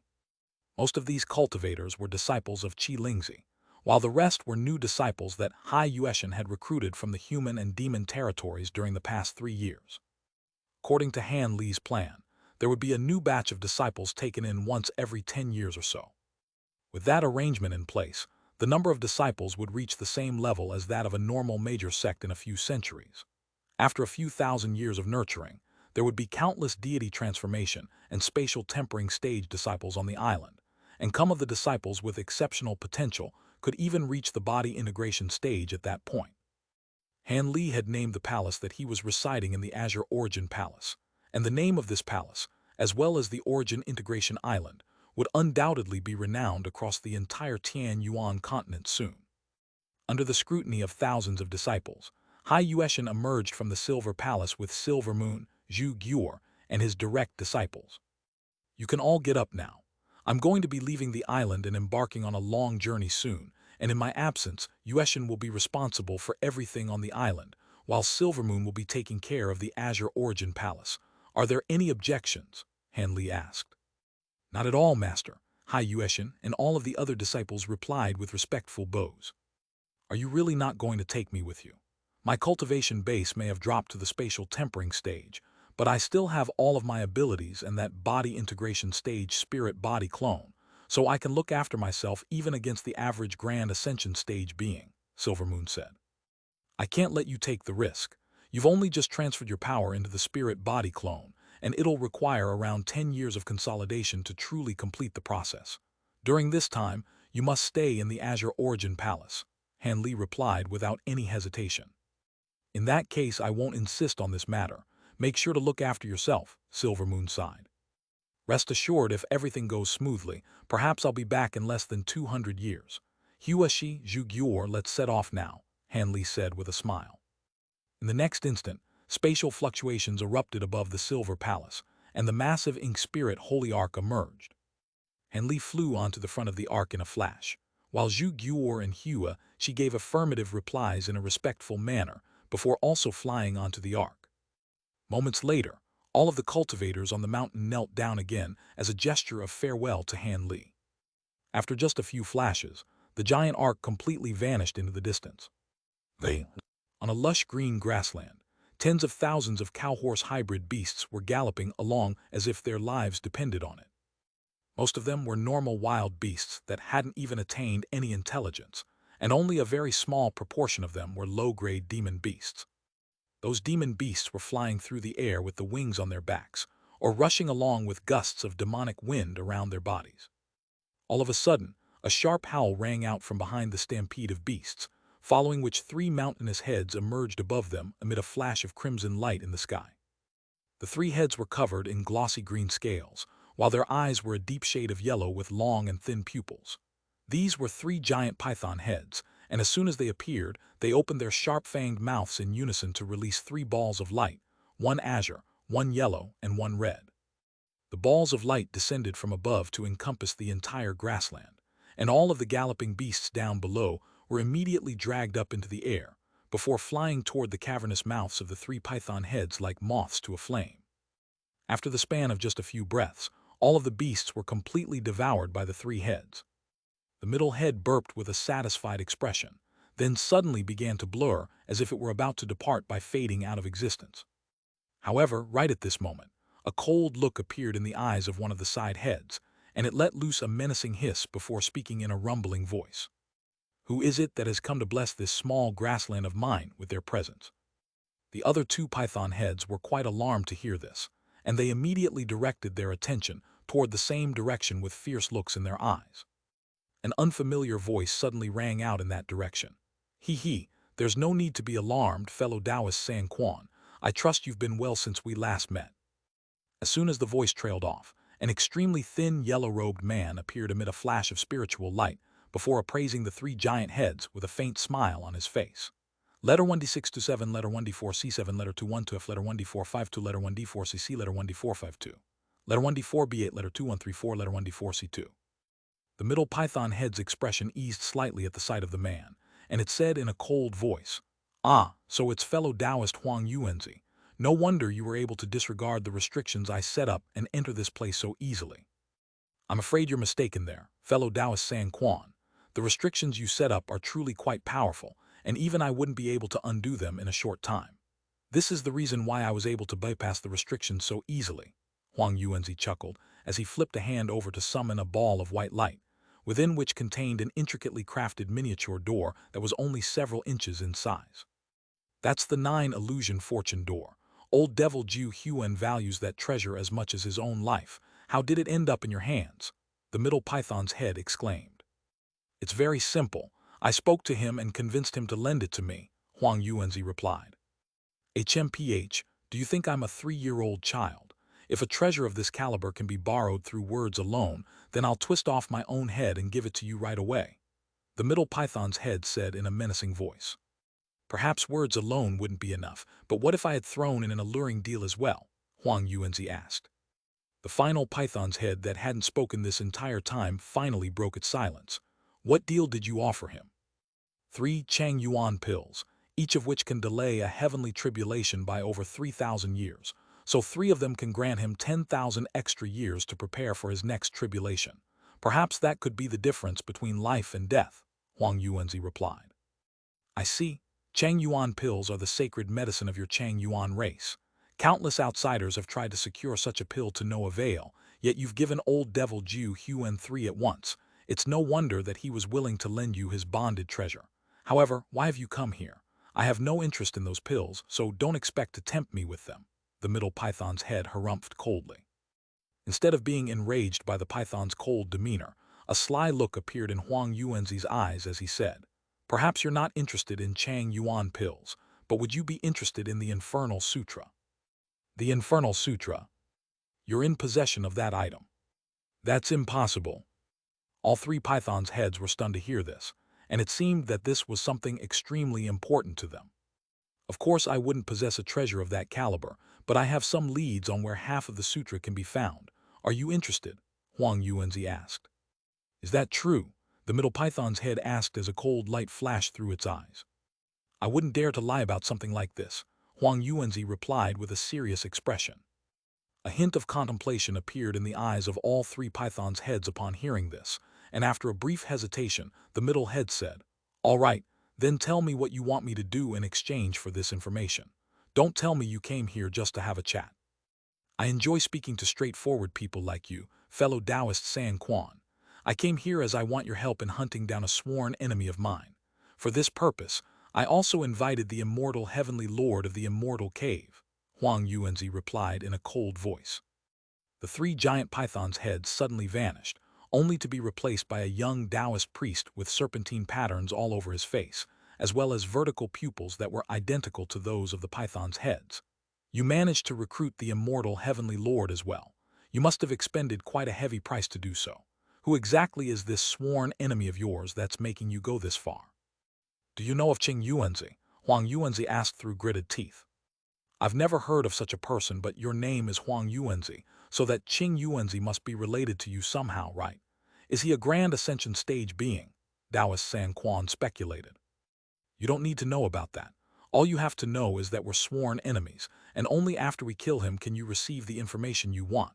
Also, not only is he a Grand Ascension stage being, he's quite powerful even among those of the Grand Ascension stage. At the very least, I'm no match for him in a one-on-one battle, Huang Yuanzi said with a dark expression. That sounds like a very troublesome target. The three of us should be able to defeat him with no issues, but killing him would be rather implausible, would it not? Couldn't he just escape? Taoist San Quan asked with furrowed brows. I expended such a heavy price to prepare for this, so I'm naturally confident that we'll be able to succeed. He's going to be enduring a major heavenly tribulation soon. Setting aside whether he'll be able to transcend it or not, at the very least, it'll be a fantastic opportunity to strike him down, Huang Yuanzi replied in a confident manner. Chapter 23:12, Yue Long. Facing another Grand Ascension stage being in battle isn't a simple matter. I'll have to think about this first, Taoist San Quan replied with tightly furrowed brows. Of course, how about this? I'll wait here for your decision for a few days. If you're willing to come with me within the next 3 days, then we'll set off together. Otherwise, I'll visit fellow Taoist Chu Yuan of the Blood Vendetta Canyon. The essence-sucking arts he's cultivated are extremely effective against even fellow Grand Ascension stage beings, Huang Yuanzi replied. All right, I'll give you a response within 3 days, Taoist San Quan said with a nod, then made a hand seal, following which he abruptly vanished from the grassland. As for Huang Yuanzi, he swept a sleeve through the air to release a ball of golden light, which transformed into a resplendent palace on the grassland. Several beautiful women in palatial dresses emerged from the palace, then extended respectful curtsies toward Huang Yuanzi while referring to him as their master. Huang Yuanzi smiled as he made his way into the palace. Above the sea near the flying spirit race, a giant black ark was flying through the sky. On the deck of the ark stood around a dozen devil crystal puppet warriors that were giving off powerful auras. Whenever a reckless sea beast leaped out of the sea to attack the ark, several puppets would immediately release pillars of light to instantly vaporize those sea beasts. In a refined and elegant hall on the top floor of the giant ark was a silver chair, on which Han Li sat with his eyes closed, seemingly pondering something. Patriarch Huashi and Zhu Gyur were both standing behind the chair in a respectful manner. Even though this wasn't Han Li's first time entering the primordial, and he was using the Ink Spirit Holy Ark as a transportation device, it had still taken him over 2 years to reach this place from the boundless sea. On another chair near Han Li sat a white-robed woman with a pair of red eyes and a strange red rune on her glabella. We're about to enter the flying spirit race territory soon, fellow Taoist blood soul. Is this your first time coming here? Han Li asked with a smile. The white-robed woman was none other than Fairy Ice Soul's blood soul clone, and Han Li had visited the Su family to take her on this journey with him prior to entering the primordial world. The woman immediately extended a respectful bow as she replied, "That's right, I've never come into contact with the flying spirit race, but I've heard that they possess several types of renowned abilities that are related to true spirit beings. I've visited the flying spirit race in the past, and one of my good friends is residing in the area. Seeing as we're passing through, I plan to pay him a visit along the way. Speaking of which, is the information about the available spot to teleport to the foreign continent really reliable? It would be a huge waste of time if we were to get there, only for it to not be true," Han Li said. "Rest assured, Senior, the He Lion Trade Guild is one of very few hidden powers that span across the 3 continents, and it's comparable in power even to a super race like the Jiao Kai race, which is why it possesses teleportation formations capable of intercontinental travel. Due to some special reasons, the Trade Guild auctions off some spots for intercontinental teleportation once in a while. I was very fortunate to have become a VIP of the guild, thereby granting me the right to attend these auctions. Otherwise, I wouldn't even have heard about this. The next auction just so happens to be coming up this year, whereas if we wait for the next one, we may have to wait for several decades or even 2 to 3 centuries. Thus, a lot of powerful beings from all races flock to attend these auctions," the Blood Soul explained. "I've heard of the He Lion Trade Guild as well. If I had known about the existence of these auctions back when I was returning from the Thunder Continent, then perhaps I could have saved myself a lot of trouble. Then again, with my status at the time, I most likely wouldn't have been taken seriously by the He-Lion Trade Guild anyway, Han Li chuckled. Blood Soul nodded in response. Even for the He-Lion Trade Guild, these auctions for intercontinental teleportation spots are quite a big deal. If an outsider wants to participate in these auctions, then they'll require a recommendation and have to be quite an important figure themselves.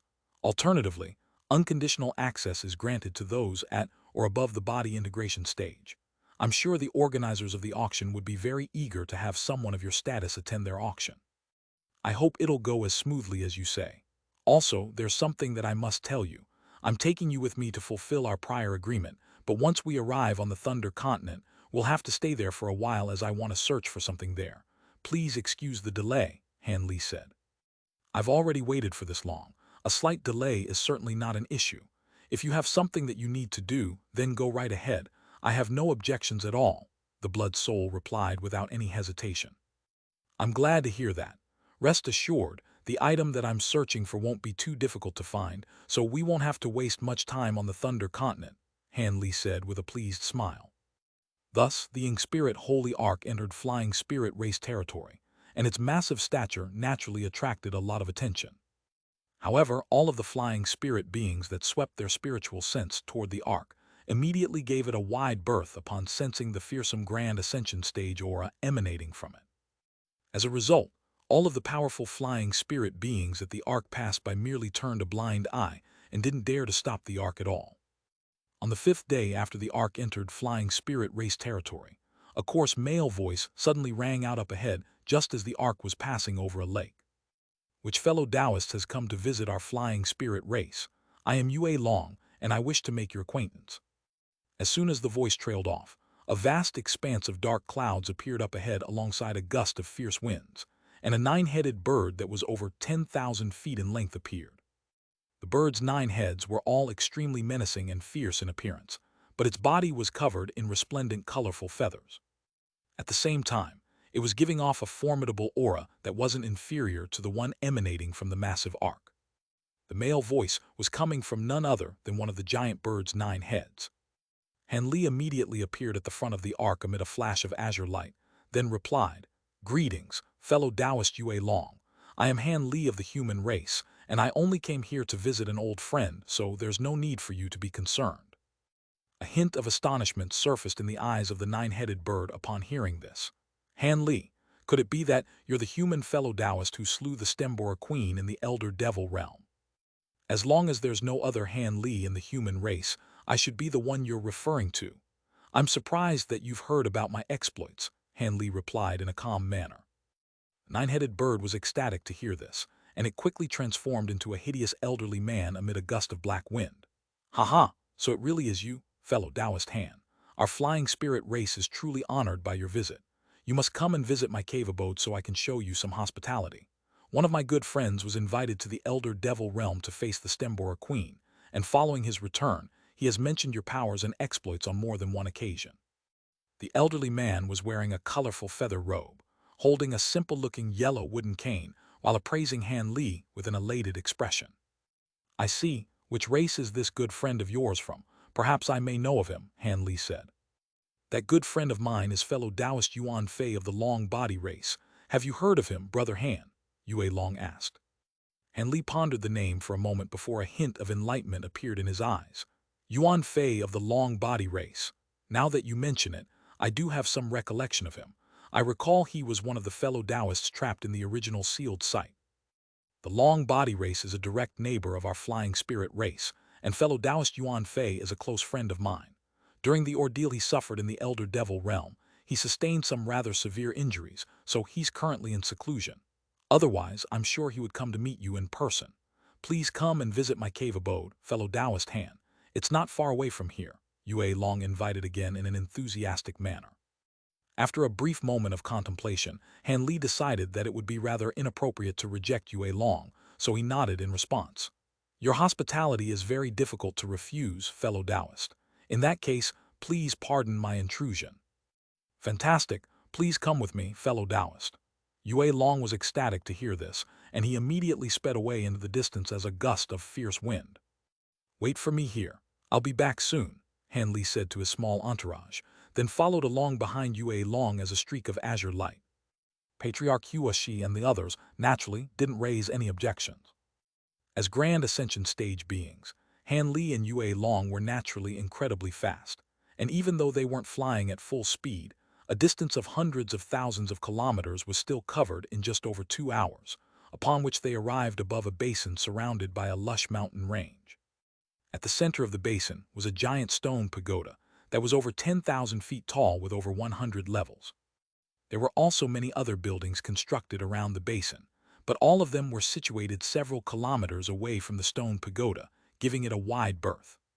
Chapter 23:13 Extreme Origin Crystal and Regenerative Spirit Molding.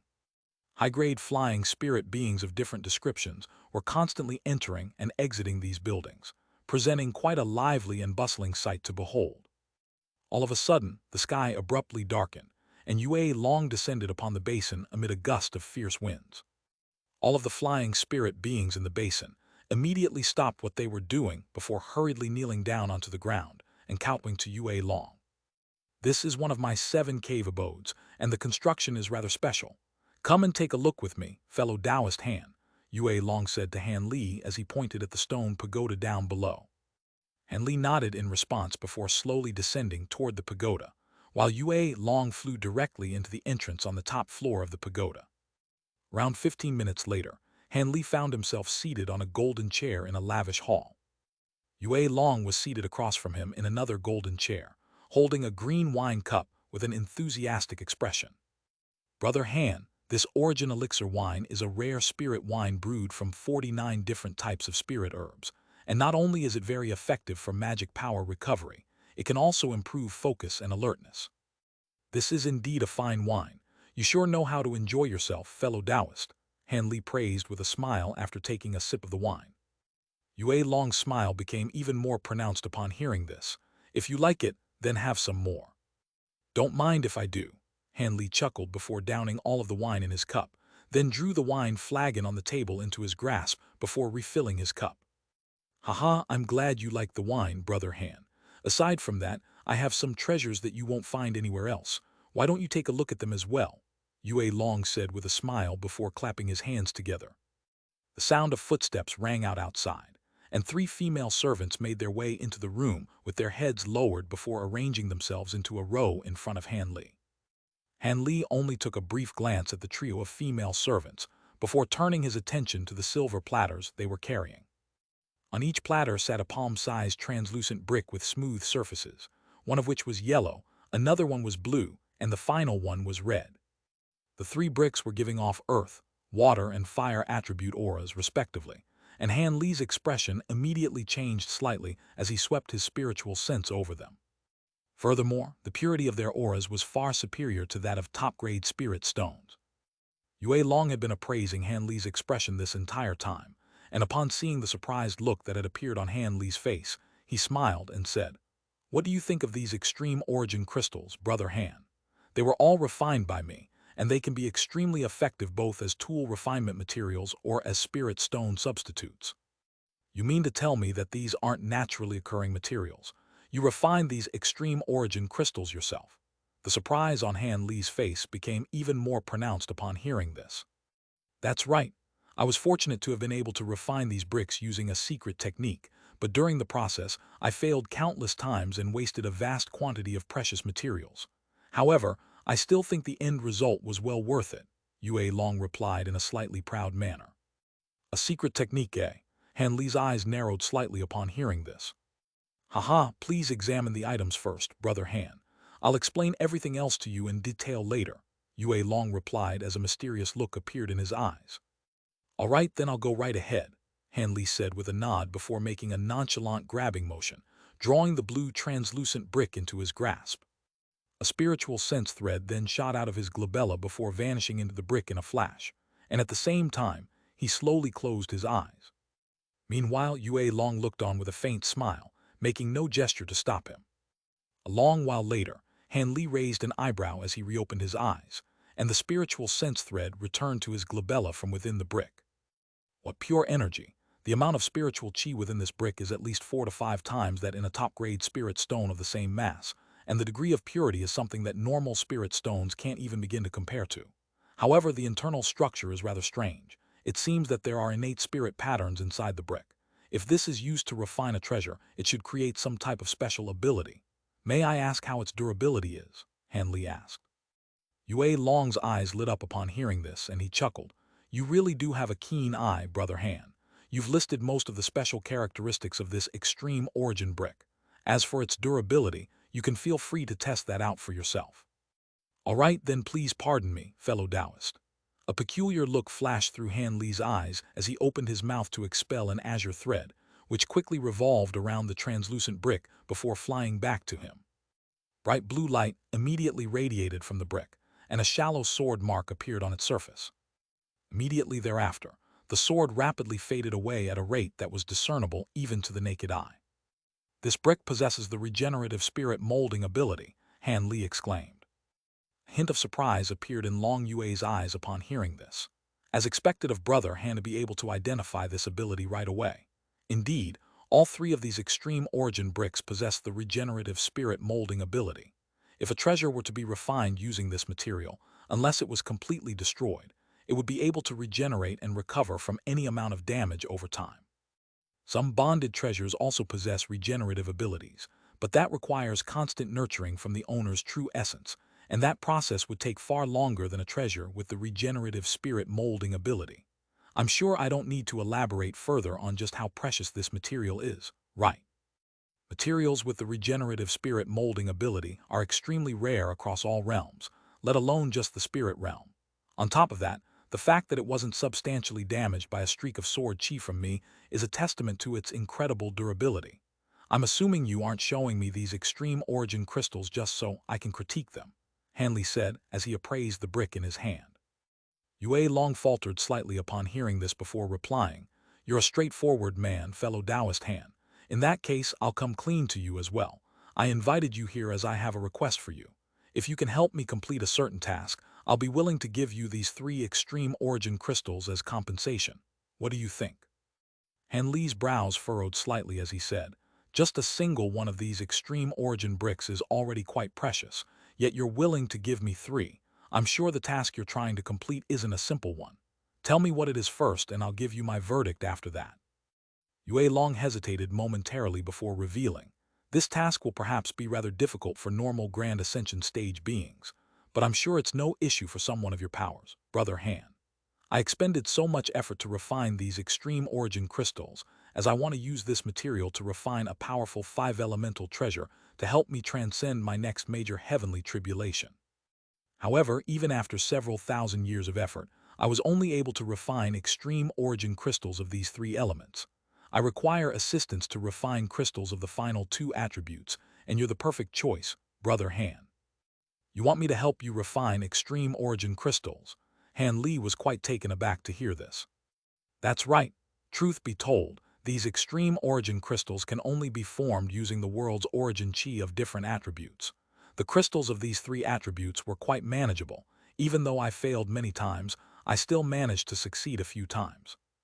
However, refinement of the metal and wood attribute extreme origin crystals require an astonishing amount of the world's origin chi, more than what I can handle and control, and that's why I decided to turn to you, Brother Han, Yue Long said as he cupped his fist in an earnest salute. After a brief moment of contemplation, Han Li said in a cautious manner, If you only require my assistance in controlling the world's origin chi, then I'd be open to helping you, but I have some questions that I would like to have answered. Yue Long was elated to hear this, and he immediately prompted, Go ahead, Brother Han. If I recall correctly, this is our first ever meeting. Why have you decided to turn to me instead of a good friend of yours? Also, are there going to be any unforeseen dangers involved with assisting you in controlling the world's origin chi? After all, the world's origin chi is extremely unpredictable and possesses unfathomable power. In addition to that, how do you know that I'll be powerful enough to help you refine the extreme origin crystals of the remaining 2 attributes? Han Li asked. I can see that you still don't fully trust me, Brother Han. Haha, that's only to be expected. I would also be quite wary if I were in your shoes. Rest assured, I'll provide a satisfactory answer to all of those questions, Yue Long chuckled. Please go ahead, fellow Taoist, Han Li prompted. Firstly, the metal and wood attribute world's origin chi are far more difficult to attract than the power of heaven and earth of the other three attributes. As such, they're also several times more powerful, and there's no way the average Grand Ascension stage being would be able to control it. I only attempted it twice and didn't dare to make any more attempts thereafter. I do have several close friends, but their powers and abilities are roughly on par with my own, so they naturally won't be of any help in this regard. Unfortunately, the duty of controlling the power of heaven and earth can't fall on the shoulders of multiple people at once. It can only be undertaken by a single person to ensure smooth operation and successful refinement of extreme origin crystals. As for your second question, it would be deceitful of me to proclaim that there's no danger involved. However, as long as sufficient preparations are made in advance, the danger associated with controlling the power of heaven and earth can be minimized. At the very least, I was able to remain safe during the two occasions where I attempted to control metal and would attribute power of heaven and earth. As for the final question, Yue Long paused momentarily here. Chapter 23:14, Meeting Jin Yue again. I have no other choice. If I can't refine metal and wood attribute extreme origin crystals within the next year, then I'll most likely lose my chance to do so forever. In this current situation, you are the likeliest candidate to help me succeed, Brother Han, Yue Long said with a wry smile. Han Li was rather taken aback to hear this. What do you mean by that? Drawing out the power of heaven and earth is not a simple task. Not only can it only be done in special spirit regions, the exact time and changes in the power of stars must be calculated in advance for any chance of success. In order to refine these extreme origin crystals, I had expended a massive price for a divination master of our race to calculate the changes in the stars at the expense of a large chunk of his lifespan. According to his divination, the changes in the stars that would bring about the power of heaven and earth of the metal and wood elements are extremely rare, and if I can't refine the extreme origin bricks in this window of opportunity, the next opportunity to arise could be countless years in the future. I don't have the time to wait, so I must refine the remaining extreme origin crystals during the next year. If I hadn't encountered you today, I was planning to take a risk to recruit the assistance of an old devil with a rather bad reputation. However, you're naturally a much better choice. At the very least, you were willing to venture into the elder devil realm to slay the Stembora Queen and rescue so many fellow Taoists of our spirit realm, so you seem like a righteous and trustworthy character, Yue Long explained. Han Li's expression remained unchanged as he listened to all of this, but his mind was racing as he made a series of judgments. After a long while, he replied, I don't know much about you, but the answers you provided were satisfactory, and I see no need for you to deceive me. If it won't take too long to refine the remaining two types of extreme origin bricks, then I can agree to help you. However, for compensation, I want one each of the extreme origin bricks of the other two attributes as well in addition to these three, and these 3 bricks must be issued to me a deposit right away. Yue Long was ecstatic to hear this, and he immediately replied, That's not an issue at all.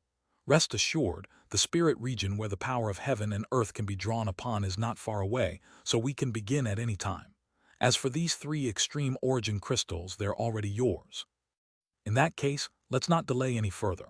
If it's all right with you, we can set off for that spirit region right away, Han Li said with a pleased smile as he swept a sleeve through the air, releasing a burst of azure light to stow away the 3 extreme origin bricks.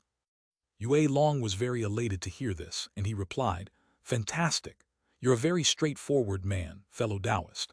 However, I must make some preparations to draw upon the metal and wood attribute power of heaven-earth. How about to stay here for a night and we'll set off tomorrow? All right, then tomorrow it is.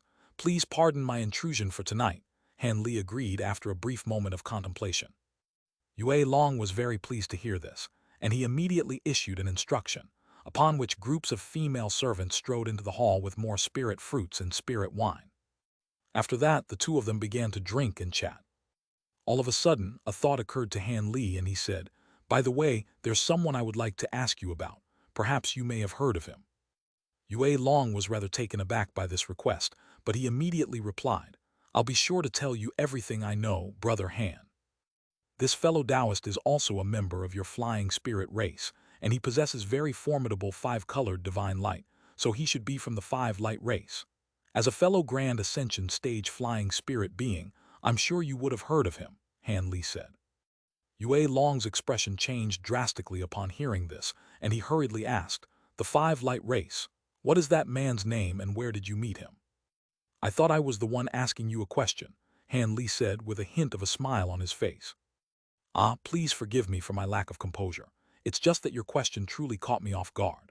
Our flying spirit race isn't exactly a major race, but we have never had less than 3 Grand Ascension stage beings.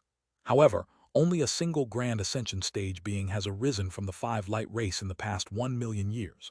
As soon as he had reached the Grand Ascension stage, he had departed on a long journey, and nothing was heard from him ever since. We had all thought that he had perished, so I'm very surprised to hear that you've encountered him. Would you be able to disclose some information about this fellow Taoist?" Yue Long said in an apologetic manner as he quickly composed himself. "I see. Unfortunately, I don't have much information to offer as I only encountered him by chance in a perilous region of the primordial world. All I know is that his surname is Yi, and that he possesses a 5-colored peacock transformation.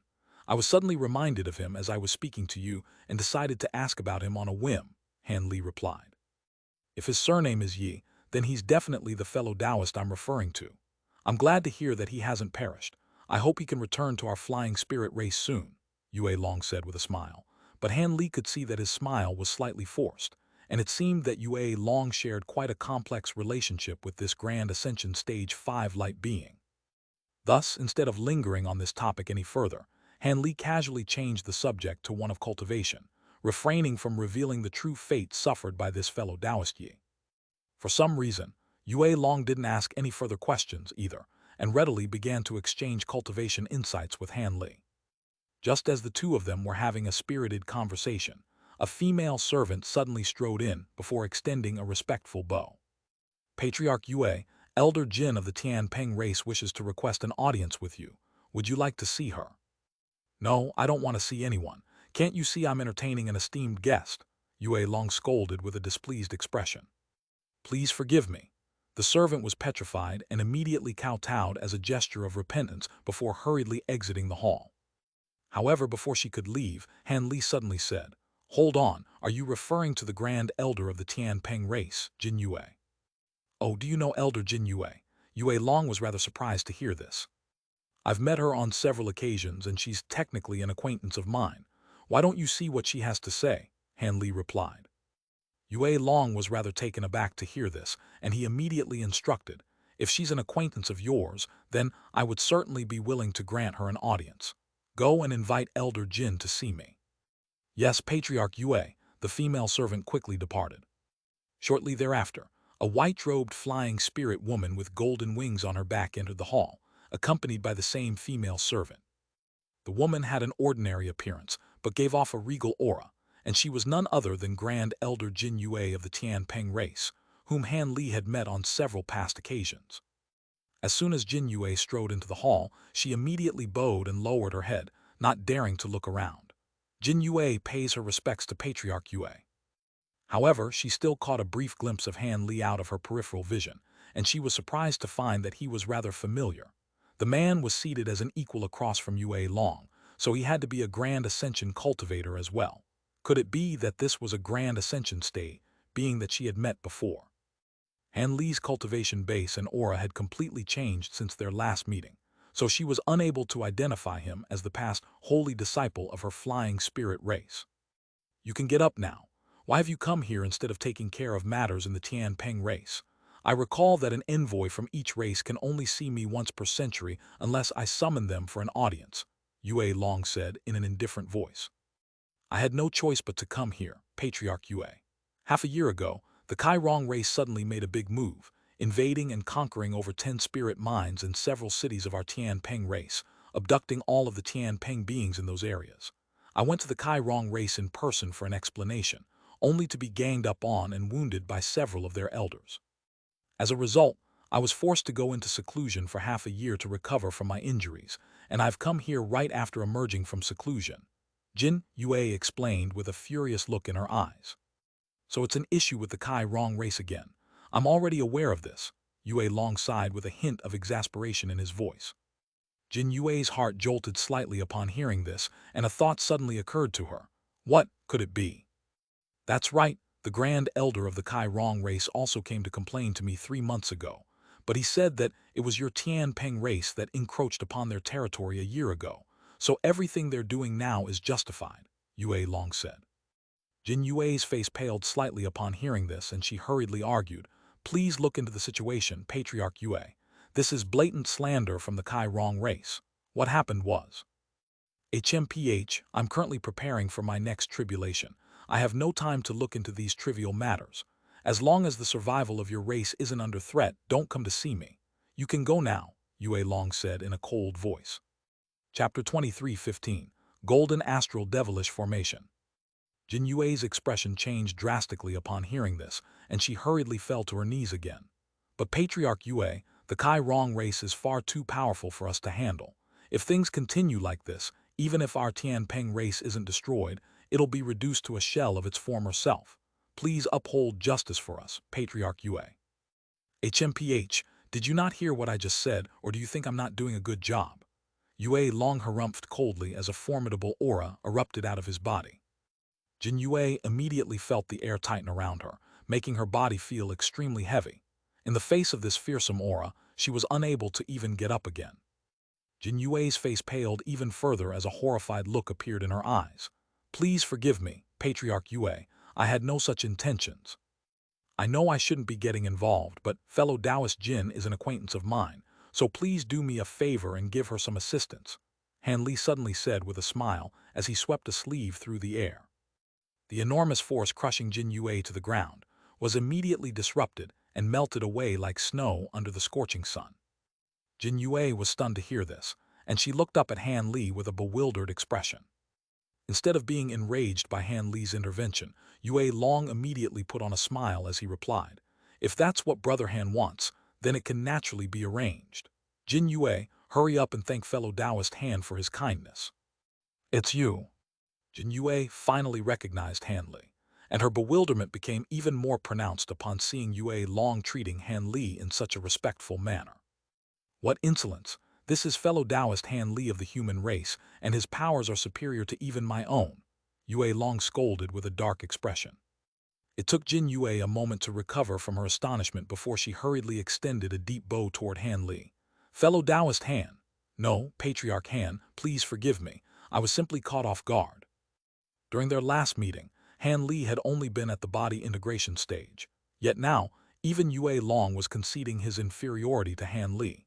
This drastic change was far too much for her to process.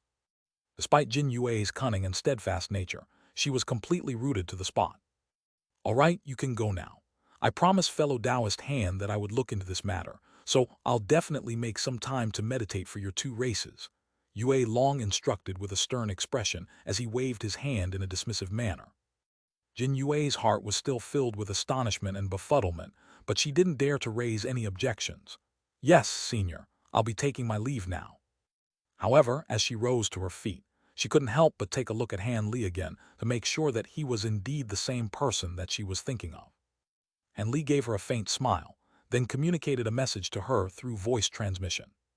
"Regardless of what history I had with your Tianpeng race in the past, that should settle any debt that I owe you. Don't come to see me again." Jin Yue's heart jolted upon hearing this, and she was just about to say something when Han Li pointed a finger at her from afar. "Letter 1D65B, letter 1D493, letter 1D4E, letter 1D65A, letter 1D500, letter 1D486, letter 1D658, letter 1D490, letter 1D4AT. Around a dozen bolts of silver lightning suddenly erupted beneath her feet, forming a small lightning formation in a flash. In the next instant, her surroundings completely blurred, and she abruptly vanished from within the hall. Han Li had used a lightning formation to teleport her directly out of the pagoda.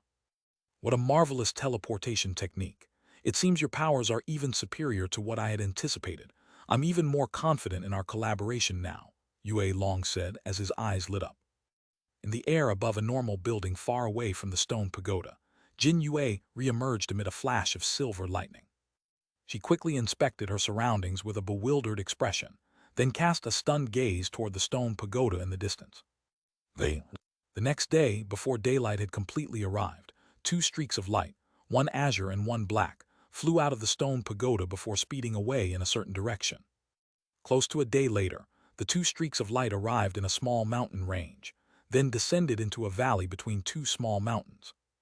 This is the spirit region you found, Henley asked with furrowed brows as the azure light faded around him.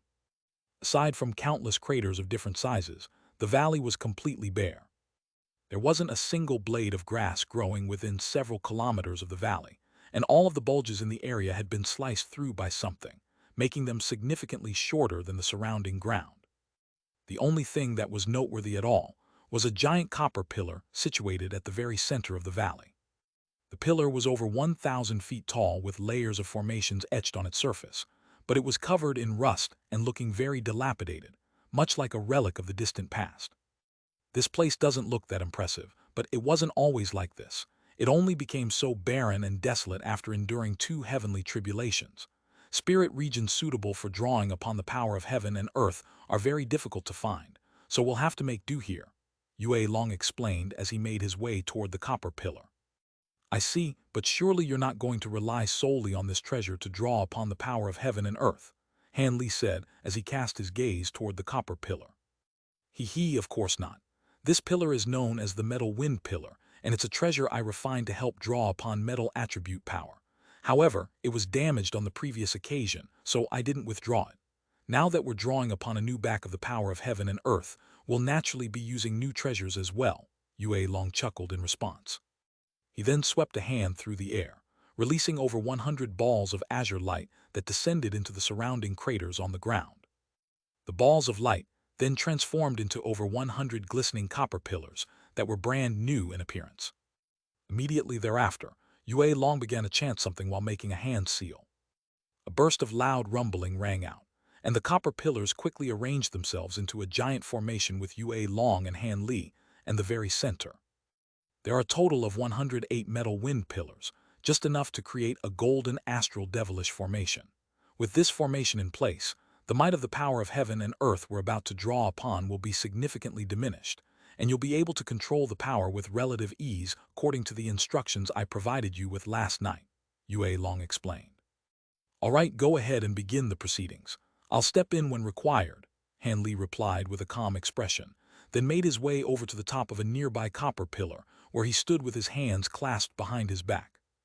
Yue Long was naturally ecstatic to see this, and he immediately swept his sleeves through the air, releasing countless formation treasures that shot forth toward the edge of the valley. A short while later, 7 or 8 more profound restrictions had been set up outside the formation of copper pillars. At this moment, Yue Long opened his mouth again to release 5 different treasures, comprised of a white jade vial, a purplish golden gourd and azure disc, a silver cauldron, and a crimson feather fan. As soon as the 5 treasures emerged, they immediately began to revolve around Yue Long. Yue Long pointed a finger toward the azure disc, and it instantly swelled to around 10 feet in size. Spiritual light of different colors surged all over its surface, forming an inky black starry sky with countless star-like specks of silver light flashing within it. Yue Long then flipped both of his hands over in unison, summoning 3 silver beads and a net that resembled a black veil, all of which he immediately tossed toward Han Li without any hesitation. Those are the treasures I mentioned yesterday that would assist you in withstanding the power of heaven and earth. If used appropriately, they can be extremely effective, Yue Long said. Thank you, fellow Taoist. I'll be sure to make good use of them, Han Li replied as he caught the treasures before giving them a brief inspection. Yue Long nodded in response before taking a seat with his legs crossed, appraising the azure disc before him in silence. Time slowly passed by, and 4 hours later, the starry sky manifested by the azure disk suddenly blurred and rippled, while several of the nondescript-looking stars began to glow with scintillating light, sending peculiar energy fluctuations surging out of the disk. A hint of excitement appeared in Yue Long's eyes upon seeing this, and he yelled, "Be careful, fellow Taoist. The changes in the stars are about to begin, and I'm going to draw upon the power of heaven and earth now." He then slammed a palm down onto the ground, and a burst of invisible fluctuations surged forth in all directions from beneath his feet, causing the surrounding earth to tremor violently. The restrictions that had been set up in the surrounding area also began to emit a loud buzzing sound in unison, and some of them produced layers of light barriers, while others released clouds of dense mist. As for the 108 copper pillars in the valley, they flashed erratically a few times before a series of golden runes began to glow with scintillating golden light on their surfaces. Yue Long took a deep breath upon seeing this, then stood up before waving a hand toward the purplish-golden gourd. The gourd immediately tipped itself over at his behest, upon which a shimmering golden powder began to pour out of its opening. The powder appeared to be extremely fine, and in the instant it was released, it crashed directly down toward the ground below, seemingly extremely heavy. Chapter 23:16, Power of Heaven and Earth. Almost at the exact same moment, Yue Long made a hand seal before pointing a finger toward the crimson feather fan. Countless crimson runes immediately surged out of the fan in a frenzy as it swelled to several times its original size, then appeared right in front of Yue Long before being caught in his grasp. Yue Long then raised the fan without any hesitation and swept it toward the golden powder. As soon as he did so, the fan was ignited on its own as layers of crimson flames appeared over its surface, while gusts of scorching wind swept through the air. As soon as the golden powder was swept up by this wind, they began to glow brightly, then rose up into the sky before disappearing in a flash at a certain altitude. Right at this moment, Yue Long opened his mouth to expel several balls of blood essence toward the fierce wind. All of these balls of blood essence were inky black, and as soon as they came into contact with the wind, they exploded into black devilish flames. A dull thump rang out as these flames were swept up by the wind, and the wind fanned the fireballs violently, causing them to swell to over 1,000 times their original size. In the blink of an eye, a scorching pillar of black flames had taken shape, extending directly up into the heavens and presenting an astonishing sight to behold.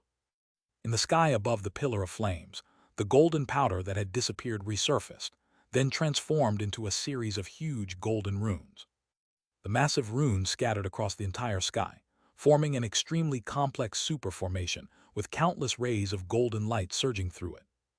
At the same time, the formation was releasing a burst of terrifying spiritual pressure that was threatening to make even the surrounding space congeal. All of a sudden, a thunderclap erupted in the cloudless sky up above, as if to resonate with the formation, and a series of balls of white light came plummeting down from above. Initially, there were only several tens of these balls of light, but that quickly turned into thousands, then tens of thousands, and it was as if there were a white meteor shower raining down from above. A burst of Buddhist chants suddenly rang out from within the golden formation, following which a burst of tremendous invisible force was released. All of the white balls of light were drawn by this force into the golden formation, and they were all devoured in the blink of an eye. The rumbling within the golden formation became even louder, and the golden runes surged violently as an even more fearsome aura began to take shape. Instead of being alarmed by this, an elated look appeared in Yue Long's eyes as he yelled, "Everything's ready, fellow Taoist Han. The power of heaven and earth is about to descend."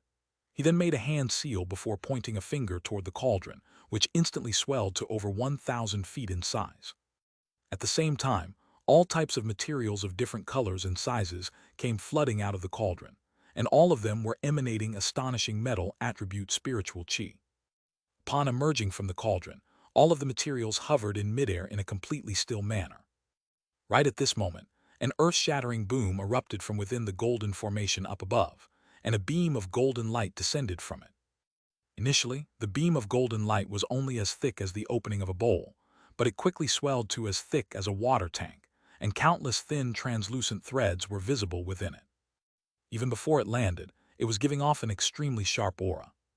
Yue Long's expression darkened slightly upon seeing this, and he made a hand seal, upon which the 108 copper pillars shuddered in unison before vanishing on the spot, only to be replaced by a series of copper warrior puppets of different descriptions. All of the puppets were holding different treasures, which they raised up into the air in unison. All of the treasures then exploded at once amid a loud buzzing sound, following which a gust of fierce wind swept through down the middle, encompassing the entire valley beneath it. Strangely enough, the sound of clashing metallic weapons could be heard amid the howling wind, and an indescribable baleful aura swept through the surrounding area, as if there were countless dangerous weapons concealed within the wind. In the next instant, the golden light descending from above descended into the wind, but upon emerging on the other side, it had been shrunk down to just over half its original size. The golden light then descended straight into the giant cauldron, causing it to tremor violently while releasing a loud clanging sound akin to the toll of a giant bell. At the same time, the protective spiritual light around Yue Long's body tremored slightly, but his expression remained unchanged. Meanwhile, the golden formation up above was releasing one pillar of golden light after another, and the interval between each pillar of light being released was gradually shortening. Yue Long was able to withstand the first 100 or so pillars of golden light in a steady manner, but soon, the pillars of golden light were falling two at a time, and his expression slowly became rather grim. Even though he could still continue to use the giant cauldron to catch the pillars of golden light, the cauldron was beginning to tremor violently, and black light was flashing incessantly over Yue Long's face, clearly indicating that he was beginning to struggle. Han Li was already hovering in midair as soon as the copper pillar beneath his feet had transformed into a puppet warrior, and he was still appraising the unfolding situation with a calm expression, displaying no intention to intervene. All of a sudden, 3 pillars of golden light came crashing down from above in unison, and Yue Long's expression changed drastically upon seeing this as he reflexively cast his gaze toward Han Li. Much to his relief, Han Li was finally springing into action, as a burst of unfathomable spiritual pressure began to emanate from his body. Thus, Yue Long was able to direct his focus back to the cauldron, injecting his magic power into the treasure in a frenzy. The silver cauldron began to revolve rapidly on the spot, and the materials around it plunged into the cauldron amid the sharp screeching sound of metal grating on metal. Golden light flashed, and the 3 pillars of golden light plunged through the fierce wind. Even though they had been shrunk down significantly, they were still descending toward the silver cauldron with astonishing might. Right at this moment, Han Li pointed a finger toward the pillars of golden light from afar, and a thick bolt of golden lightning sprang out of his fingertip amid a rumbling thunderclap. The bolt of lightning instantly arrived beside the pillars of golden light, then split up into 3 to strike the pillars of light with unerring accuracy. A resounding boom rang out as arcs of golden light spread through the air, and once the lightning faded, the pillars of golden light were revealed to have shrunk even further before plunging into the giant cauldron. The cauldron tremored amid a dull thump, but it was able to withstand the pillars of golden light. Even though the intervals between the descending pillars of golden light were still shortening, they were unable to pose much of a threat after being debilitated by Han Li's divine devilbane lightning. Yue Long's confidence was greatly fueled upon seeing this, and he began to flick a series of incantation seals through the air, all of which instantly vanished into the giant silver cauldron upon contact. Scintillating golden light radiated within the cauldron, and a string of resounding booms rang out, as if the materials within it were shattering one after another. Immediately thereafter, Yue Long cast his gaze toward the white jade vial before uttering the word explode. The white runes on the surface of the jade vial immediately flashed before the vial itself exploded to form a palm-sized ball of gray spirit flames. Yue Long pointed a finger toward the ball of flames, then uttered the word ignite. The spirit flames instantly transformed into a gray fiery python that was over 300 feet in length, and it pounced toward the silver cauldron before heating it from below. A series of secret patterns on the surface of the cauldron immediately lit up, then transitioned from silver into a crimson color, while the temperature in the cauldron was instantly raised to an incredible degree. As a result, most of the materials in the cauldron quickly melted into liquid, with only a few special materials still maintaining their original forms. Yue Long was appraising the cauldron intently with an unblinking gaze, and bursts of invisible power were being released from his body, drawing the remaining materials into the cauldron as well. He then made a hand seal before expelling another ball of black blood essence, which flew directly into the gray spirit flames. The flames beneath the cauldron immediately swelled drastically, and its temperature increased significantly as it turned a faint golden color. Not long after this color change, the remaining materials in the cauldron that hadn't melted also began to soften and melt. However, right at this moment, the number of pillars of light descending from the golden formation up above finally increased to 4 at once. Han Li's eyes narrowed slightly upon seeing this, and the golden lightning being released from his fingertips suddenly ceased as he swept a sleeve through the air. A golden gourd was released, and it immediately tipped itself over, pouring out thousands of grains of translucent sand. These grains of sand sprang up at his behest, then quickly vanished into the distance in a flash. In the next instant, a yellow sandstorm appeared directly above the cauldron, and a series of giant translucent rocks the size of millstones appeared to form a mysterious stone formation. At this point, the pillars of golden light had already descended from above, and they struck the very center of the stone formation. A resounding boom rang out as bright yellow light flashed violently, and the dozen or so giant rocks at the very center of the formation were instantly sliced apart by the golden light. However, the 4 pillars of golden light were still impeded, and only after shrinking down to a small fraction of their original size were they able to just barely pass through the stone formation. Chapter 23:17 Qing Yuanzi's Tribulation. After 7 or 8 more waves of golden light fell into the silver cauldron, the rumbling ringing out from within the cauldron suddenly turned into a piercing screech, and Yue Long's expression changed drastically upon seeing this. Fellow Taoist Han, please keep the power of heaven and earth at bay until I refine all of the power in the cauldron first. As soon as his voice trailed off, Yue Long opened his mouth to expel several more balls of blood essence. After absorbing so much blood essence, the spirit flames beneath the cauldron rose up in a frenzy to encompass virtually the entire cauldron, and the color of the flames also turned into a crimson golden hue. The temperature of the flames was so high that the surrounding space was warping drastically, and all of the materials in the cauldron had turned into boiling, bubbling liquid, with specks of golden light flashing within it. Han Li's brows furrowed slightly as he pointed a finger forward, and 5 colored light flashed within the stone formation, following which all of the giant rocks began to revolve at an incredible speed. The pillars of golden light that plunged into the formation were stalled for even longer and emerged on the other side, even more debilitated than before. At the same time, Han Li raised his other hand to send a burst of black light flying through the air, and it transformed into a black cloud that was several acres in area to sweep up the pillars of golden light. Traces of light were flashing incessantly within the black cloud, and it was none other than the black net that Yue Long had given Han Li earlier. The net appeared to be very thin and fragile, but the golden light was completely unable to escape out of it and could only bounce around inside the net as if it were a living being. Meanwhile, Han Li was making hand seals in the distance, clearly controlling the treasure from afar. Yue Long was greatly encouraged upon seeing this, and he began to refine the materials in the cauldron with all his might. Over 100 palm-sized translucent golden bricks were slowly taking shape in the giant cauldron, and only after close to 100 pillars of golden light had accumulated within the black cloud did Yue Long suddenly yell, "You can release the power of heaven and earth now, Brother Han." Han Li nodded in response before swiping a finger toward the black cloud from afar, and the black cloud was parted down the middle, forming a gash to allow the pillars of golden light to plunge into the cauldron again. Thus, the process repeated itself over and over again, with Han Li stopping or releasing the pillars of golden light using the black cloud as instructed by Yue Long. And with his assistance, Yue Long was able to focus wholeheartedly on refining the materials in the giant cauldron, while perfectly controlling the amount of power of heaven and earth infused into the materials.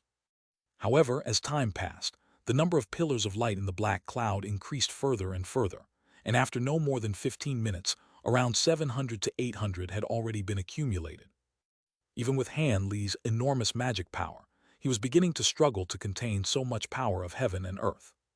All of a sudden, he gave a cold harumph as he swept his sleeve toward the distance, and a ball of silver light around the size of a teacup flew out of his sleeve before instantly swelling to the size of a house, then vanished into the black cloud in a flash. This was none other than one of the 3 silver beads that Yue Long had given him. A dull thump rang out as the silver bead exploded, encompassing the entire black cloud within a layer of silver light. Once the silver light faded, the golden light within the black cloud also vanished, leaving only the black cloud hovering in midair by itself. These 3 silver beads were treasures that specifically targeted metal attribute power of heaven and earth, and now that the pressure was completely lifted from Han Li's shoulders, he was able to use the black cloud to intercept more pillars of golden light. Yue Long had witnessed everything that had just happened, and as opposed to lamenting over the loss of one of those silver beads, a hint of elation flashed through his eyes instead. Han Li had already lasted far longer than he had expected before using that silver bead, and he was stunned by just how immense Han Li's reserves of magic power were. It seemed that he really had found the perfect ally, and there was a very good chance that he would be able to successfully refine the extreme origin crystals on this occasion. Meanwhile, Han Li was appraising the translucent bricks in the cauldron, wondering just how many of them would actually turn into the metal attribute extreme origin crystals.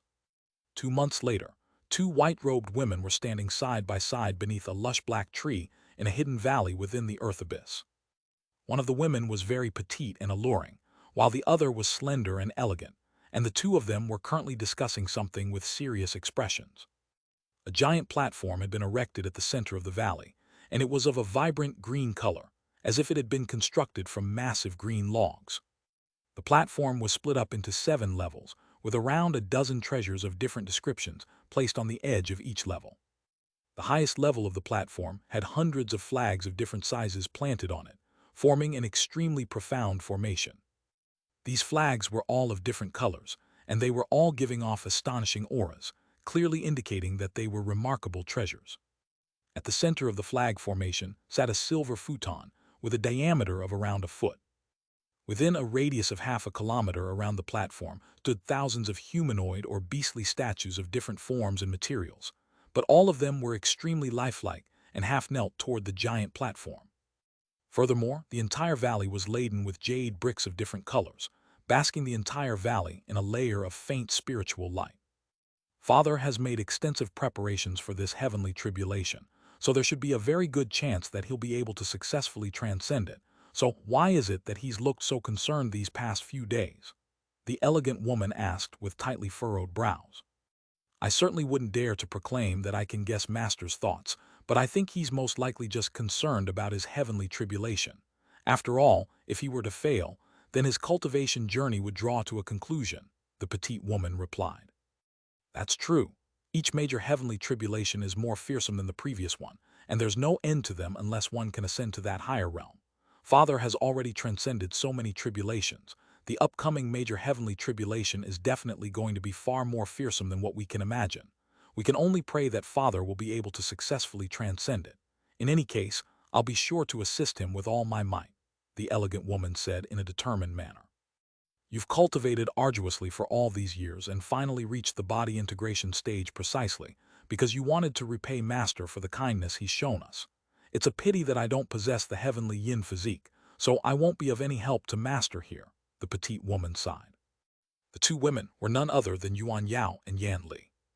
Among them, Yuan Yao had been accepted by Qing Yuanzi as his foster daughter and had reached the early body integration stage.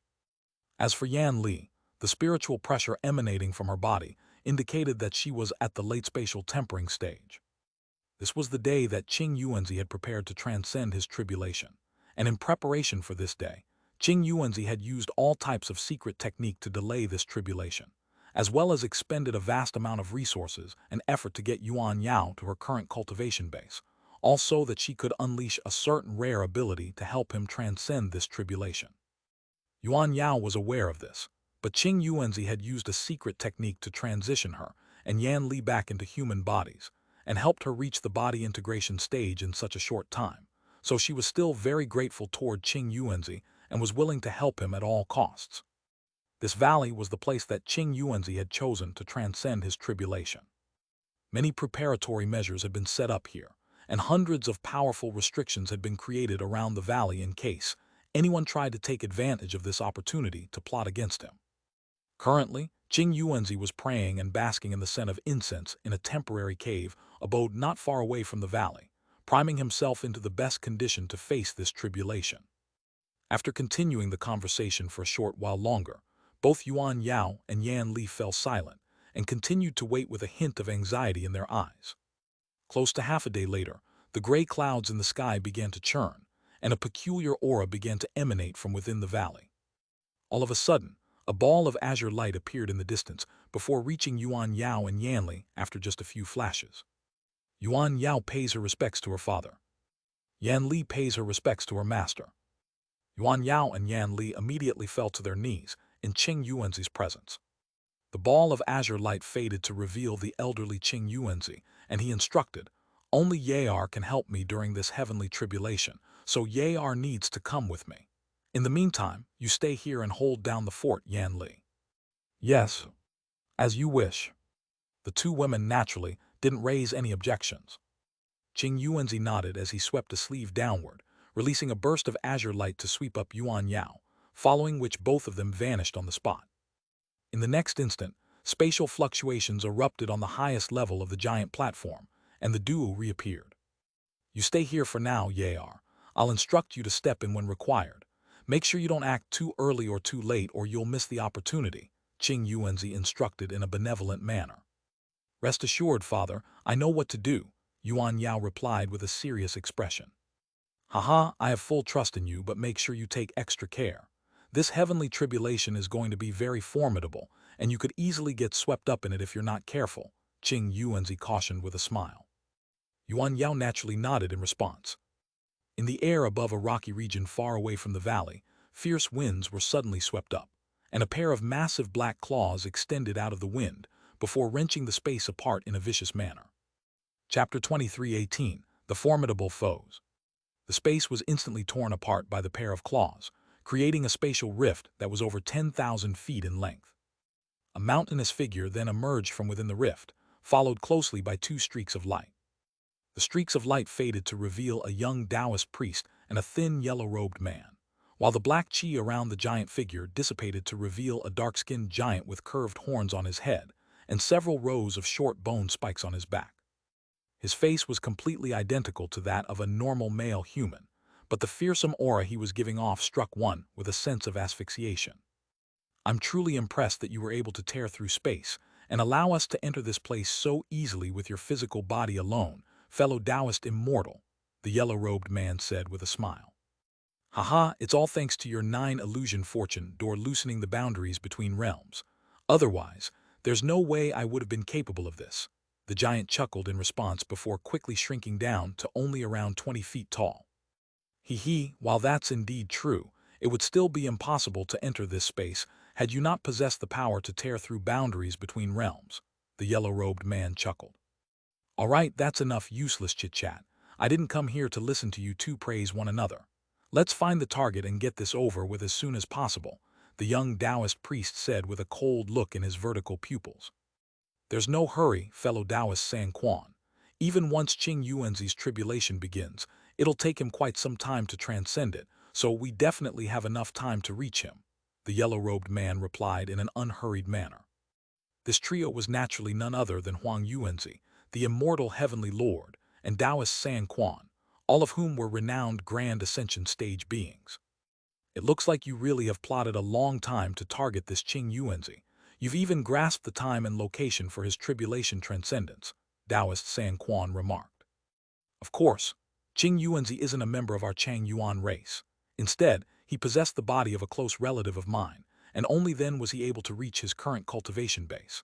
I owe that relative a huge favor, and I abandoned my original name for this one so I could constantly remind myself of what Qing Yuanzi did to spur me on in my quest for vengeance, Huang Yuanzi said in a cold voice. I didn't think that you would have such a serious vendetta against this Qing Yuanzi. Rest assured, I'll be sure to help you exact your revenge, said the immortal heavenly lord. I don't care about your differences with Qing Yuanzi. I just want the reward you promised me. As for whether we'll actually be able to kill Qing Yuanzi, that'll be up to you, Taoist San Quan said in an indifferent voice. Instead of being enraged to hear this, Huang Yuanzi replied in a confident manner, Rest assured, brother San Quan, I invited you to join us primarily for your mastery in the art of formations. With your expertise and my 9 illusion fortune door, the restrictions set up by Qing Yuanzi may as well now exist. Taoist San Quan's expression eased slightly, and he said, I certainly hope so. I heard that Qing Yuanzi is also quite adept in the art of formations, and he must have set up some formidable formations in preparation for his tribulation transcendence. Haha, I have full confidence in you, brother San Quan.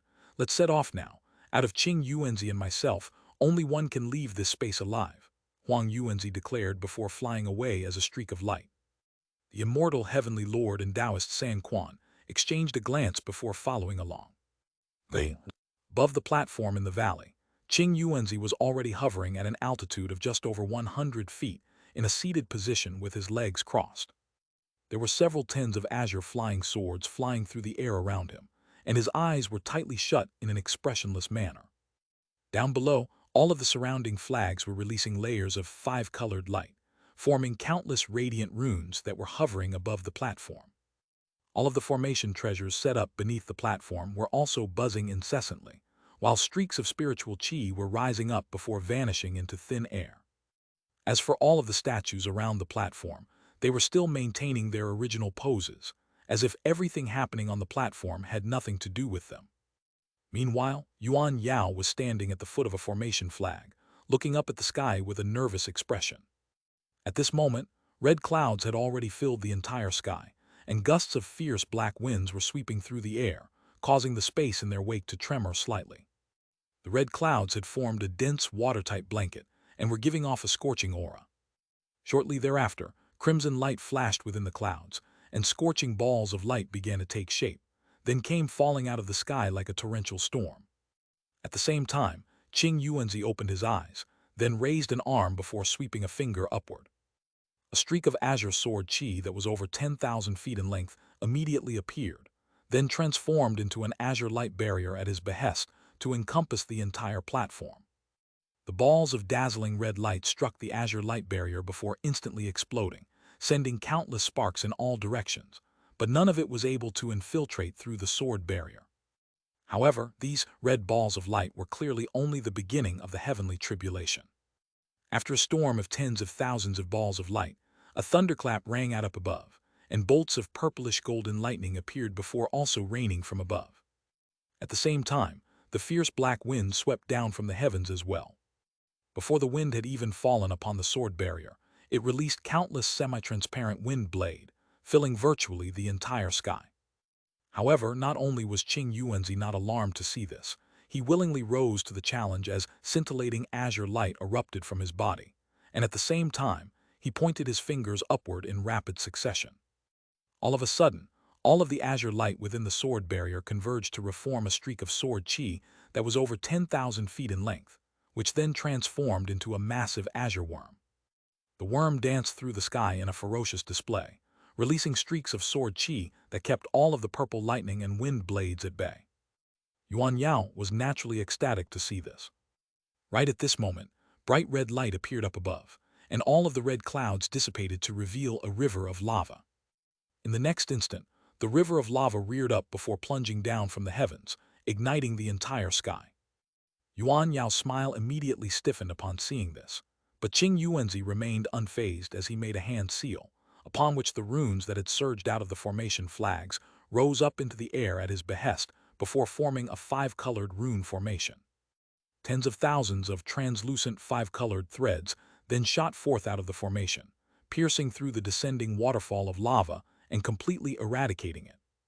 At the same time, Qing Yuanzi laid a hand onto the top of his own head, upon which a miniature azure figure emerged, then rubbed its hands together before raising them to release countless streaks of azure sword qi, each of which was more powerful than the preceding one. Qing Yuanzi knew that the heavenly tribulation was only just beginning to display its fearsome might. 10 days later, the entire sky within a radius of thousands of kilometers around the valley was enshrouded in a dense blanket of dark clouds, and occasional flashes of five-colored light would appear alongside rumbling booms. It was clear that the heavenly tribulation had reached its most fearsome point. Atop a small mountain thousands of kilometers away stood three humanoid figures on the branches of a massive tree, appraising the valley from afar. These three were none other than Huang Yuanzi, Taoist San Quan, and the immortal Heavenly Lord, and they had arrived 2 days ago. They were currently awaiting a good opportunity to strike, and the immortal Heavenly Lord mused, "I didn't think that this Qing Yuanzi's major heavenly tribulation would be this fearsome. I don't think I would have even lasted this long had I been in his shoes. Indeed, even I would most likely fail to transcend this tribulation. Looks like this Qing Yuanzi's resounding reputation is certainly well-deserved." Taoist San Quan agreed with a grim expression. "So what if Qing Yuanzi's powers are far superior to the three of us individually? He may not even be able to transcend this tribulation, and even if he does, he'll definitely be severely weakened, and there's no way he'll be able to survive against the three of us." Huang Yuanzi chuckled coldly. The immortal Heavenly Lord nodded in agreement. "That's true. No matter how powerful he is, his days are numbered. It looks like this heavenly tribulation will last at least 5 or 6 more days. Shouldn't we begin preparing to remove these restrictions around the valley? Otherwise, there's a very good chance that Qing Yuanzi will go into hiding as soon as his tribulation concludes," Taoist San Quan said in a cold voice. "You're right, it's about time we made a move. In Qing Yuanzi's current state, he won't be able to do anything even if he notices that we're removing his restrictions. The most he can do is deploy some backup measures he may have set up in advance, Huang Yuanzi said. Backup measures? Haha, let's see what he's prepared. The more resources he uses up now, the easier it'll be for us to land the final blow on him, the immortal heavenly lord chuckled. Chapter 23:19. Arrival of both enemies in an ally. I'm naturally aware of that as well, which is why I suggest we make a big commotion while removing these restrictions. Even if Qing Yuanzi can resist the urge to use the measures he set up, he definitely won't be able to focus wholeheartedly on transcending his tribulation. Fellow Taoist San Quan will be counting on you, Huang Yuanzi said with a cold smile. Rest assured, leave it to me, Taoist San Quan replied. Immediately thereafter, he made a hand seal, and a white cloud instantly appeared beneath his feet before carrying him toward the valley. Huang Yuanzi and the immortal heavenly lord quickly followed along behind him as two streaks of light. After advancing for no more than 100 kilometers, a rumbling boom suddenly rang out, and the surrounding area blurred before the trio found themselves situated in a forest of giant trees. Each tree was around 1,000 feet tall and was entirely black in color, making it look as if they were constructed from black steel. In the instant that the trio appeared in the forest, the surrounding trees began to tremor violently before toppling toward the three of them, sending fierce gusts of wind sweeping down from above. What a crude formation. It's downright laughable to think that such a restriction is being used against me, Taoist San Quan chuckled. Immediately thereafter, he swept his sleeves forward, and bursts of yellow qi surged forth in a frenzy before spreading in all directions. As soon as the giant black trees were swept up by the yellow qi, they were immediately sent flying like feathers in the wind, then disintegrated into sand amid a string of dull thumps. The surrounding area warped and twisted, then reverted back to the same scenery as before. Thus, the trio continued onward, and both Huang Yuanzi and the immortal heavenly lord were quite elated to see this. After flying for less than 10 kilometers, several of the hills down below suddenly began to glow, and three formations, each of which was around an acre in size, appeared on the summits of the hills in unison. Countless fireballs were then conjured up before hurtling toward the trio in a torrential storm. A disdainful look appeared on Taoist San Quan's face upon seeing this, and he pointed a finger forward, releasing 3 green threads of light that transformed into 3 thick pillars of light in a flash. 3 earth-shattering booms rang out as the pillars of light flashed through the fiery storm like 3 agile snakes, then struck the 3 formations down below with devastating might, instantly razing the 3 hills to the ground. Taoist San Quan wasn't even delayed in the slightest as he continued onward, followed closely by the elated Huang Yuanzi and immortal heavenly lord. Even though Qing Yuanzi had set up many restrictions, the ones on the outskirts were quite ordinary and were only there to deal with intruders of lowly cultivation bases. Only the restrictions near the valley were the truly formidable ones that were meant for fellow Grand Ascension stage beings. Yan Li was in the midst of meditating at the entrance of the valley when a grim voice transmission from Qing Yuanzi suddenly sounded beside her ears. Look out, Yanner, there are powerful enemies approaching the valley. Take the treasures I gave you and activate the baleful 18 heavens formation. Yan Li's heart jolted upon hearing this, and she hurriedly rose to her feet before extending a curtsy toward the direction the voice had come from. Yes, master. At this point, all of the restrictions in the valley had already been completely activated, conjuring up countless light barriers of different colors.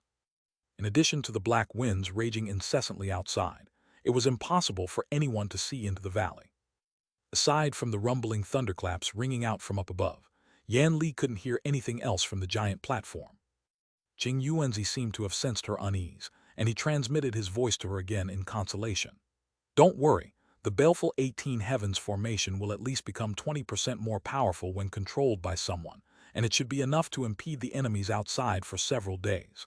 After I transcend my tribulation, I'll be able to face them myself. Yan Li's anxiety was eased slightly upon hearing this. The fact that Qing Yuanzi still had the spare capacity to transmit his voice to her indicated that he was dealing with his tribulation with relative ease. Thus, she immediately rose up into the air before departing as a ball of yellow light. Shortly thereafter, Yan Li arrived on a mountain summit with a giant formation disk hovering beneath her, upon which stood a row of small flags of different colors. Yan Li was currently appraising a copper mirror in her hand with a grim expression, and there was an image on the mirror, depicting Taoist San Quan destroying a golden light formation on the outskirts with ease using a white flying dagger. Taoist San Quan then completely vanished from the image in a flash. Yan Li drew a sharp breath upon seeing this, and her brows furrowed tightly with concern. She knew that the intruders had to be grand ascension stage beings for Qing Yuanzi to take them so seriously, but she didn't think that there would be someone among them with such a high level of expertise in the art of formations. There were many restrictions around the valley, but they definitely wouldn't be able to delay the intruders for long. If she wanted to buy more time for her master, then she would have to rely almost solely on the baleful 18 Heavens formation. With that in mind, Yan Li immediately swept a hand downward, and several of the formation flags immediately vanished into plumes of smoke. Around 15 minutes later, fierce winds were swept up near the valley, sending sand and small stones flying in all directions, while a series of rifts abruptly split open on the ground. Bursts of crimson mist billowed out of the rifts, quickly encompassing the area surrounding the entire valley. Immediately thereafter, several sharp screeches rang out, and the sound of ghostly howls suddenly erupted within the crimson mist, while countless giant black figures emerged. An astonishing baleful aura also surged into the heavens, scattering much of the dark clouds up above. In this short time, Yan Li had completely activated the 18 profound formations around the valley. Individually, the formations didn't pose much of an obstacle to a grand ascension stage being, but they were designed in a unique way so that anyone facing one of the formations would actually have to face all 18 formations at once. Thus, if they couldn't destroy all 18 formations at once, then they would have to patiently destroy the formations one by one. This was why Qing Yuanzi was still so calm even though there were powerful infiltrators approaching. Close to a day later, Huang Yuanzi's trio arrived near the valley, and Taoist San Quan's expression immediately darkened slightly at the sight of the baleful 18 Heavens formation. After being introduced to the troublesome nature of this formation by Taoist San Quan, Huang Yuanzi's expression also darkened significantly. So we have no choice but to destroy these formations one by one if we want to enter the valley, Huang Yuanzi confirmed. I'm afraid so. However, with interconnected formations like these ones, the most difficult one to destroy is always the first one. After that, it'll become easier and easier as there will be fewer formations supporting one another. As such, the power of the first formation is equivalent to that of all 18 formations combined, so it'll be very difficult to destroy, Taoist San Quan replied. HMPH, that Qing Yuanzi really is a cunning bastard, but he's dreaming if he thinks that this will be enough to stump me. How long will it take to destroy all of these formations, fellow Taoist San Quan? Huang Yuanzi asked. If you're willing to use the 9 illusion fortune door to assist me, then 4 days should be enough, Taoist San Quan replied. That won't do. What if Qing Yuanzi's heavenly tribulation concludes early? How about this?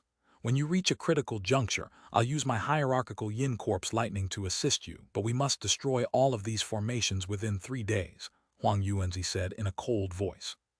Taoist San Quan's expression changed slightly upon hearing this, but then quickly reverted back to normal again. You even prepared hierarchical Yin Corpse lightning for this trip.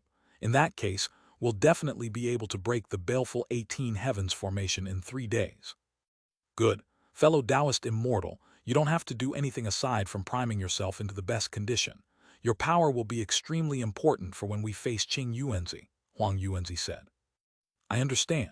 After all, my cultivation arts just so happen to have a suppressive effect on several of Qing Yuanzi's abilities, the immortal heavenly lord replied in a nonchalant manner.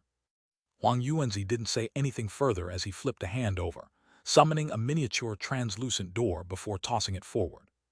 The door immediately swelled to over 100 feet tall amid a flash of piercing white light, then descended from the heavens. Huang Yuanzi appeared at the top of the door in a flash before gently stomping down onto it, and it instantly flew toward the formation up ahead with arcs of lightning flashing all around it. A cold smile appeared on Taoist San Quan's face as he followed along behind the door, and the heavenly immortal lord also trailed along in an unhurried manner. In the air above a certain swamp in the earth abyss, the space suddenly warped, following which a streak of green sword chi that was over 1,000 feet in length emerged before slashing downward in a casual manner. The entire sky was sliced apart by the streak of sword chi amid a crisp crack, following which a giant black arc that was over 10,000 feet in length emerged. At the front of the ark stood Han Li with his hands clasped behind his back and a calm look on his face. The black-robed blood soul was standing behind him, and she quickly inspected her surroundings as she asked, "Senior Han, is this the place where that good friend of yours is residing?" "That's right. Do you find that to be strange, fellow Taoist blood soul?" Han Li replied with a smile. Chapter 2320, Surveillance. During their collaboration, Han Li and Yue Long had finally managed to successfully refine metal and would attribute extreme origin crystals in about half a month. Yue Long had been ecstatic and immediately issued Han Li the promised compensation, then strongly requested that Han Li stay at his cave abode for some time. Han Li naturally refused as he was in a hurry to continue on his journey, and he arrived at a place where the spatial boundary of the earth abyss was the weakest, then sliced through the boundary with his profound heavenly spirit/sword before entering the earth abyss in his ink spirit holy ark. Upon hearing what Han Li had just said, the blood soul smiled and replied, "This space is indeed quite remarkable. I'm assuming this good friend of yours must also be a grand ascension stage being." "I'm afraid you're wrong there, fellow Taoist.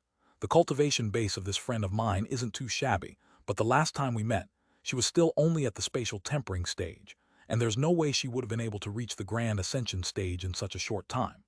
Having said that, she's currently receiving guidance from a grand ascension stage being, so there's a possibility that she's reached the body integration stage." How fortunate for her.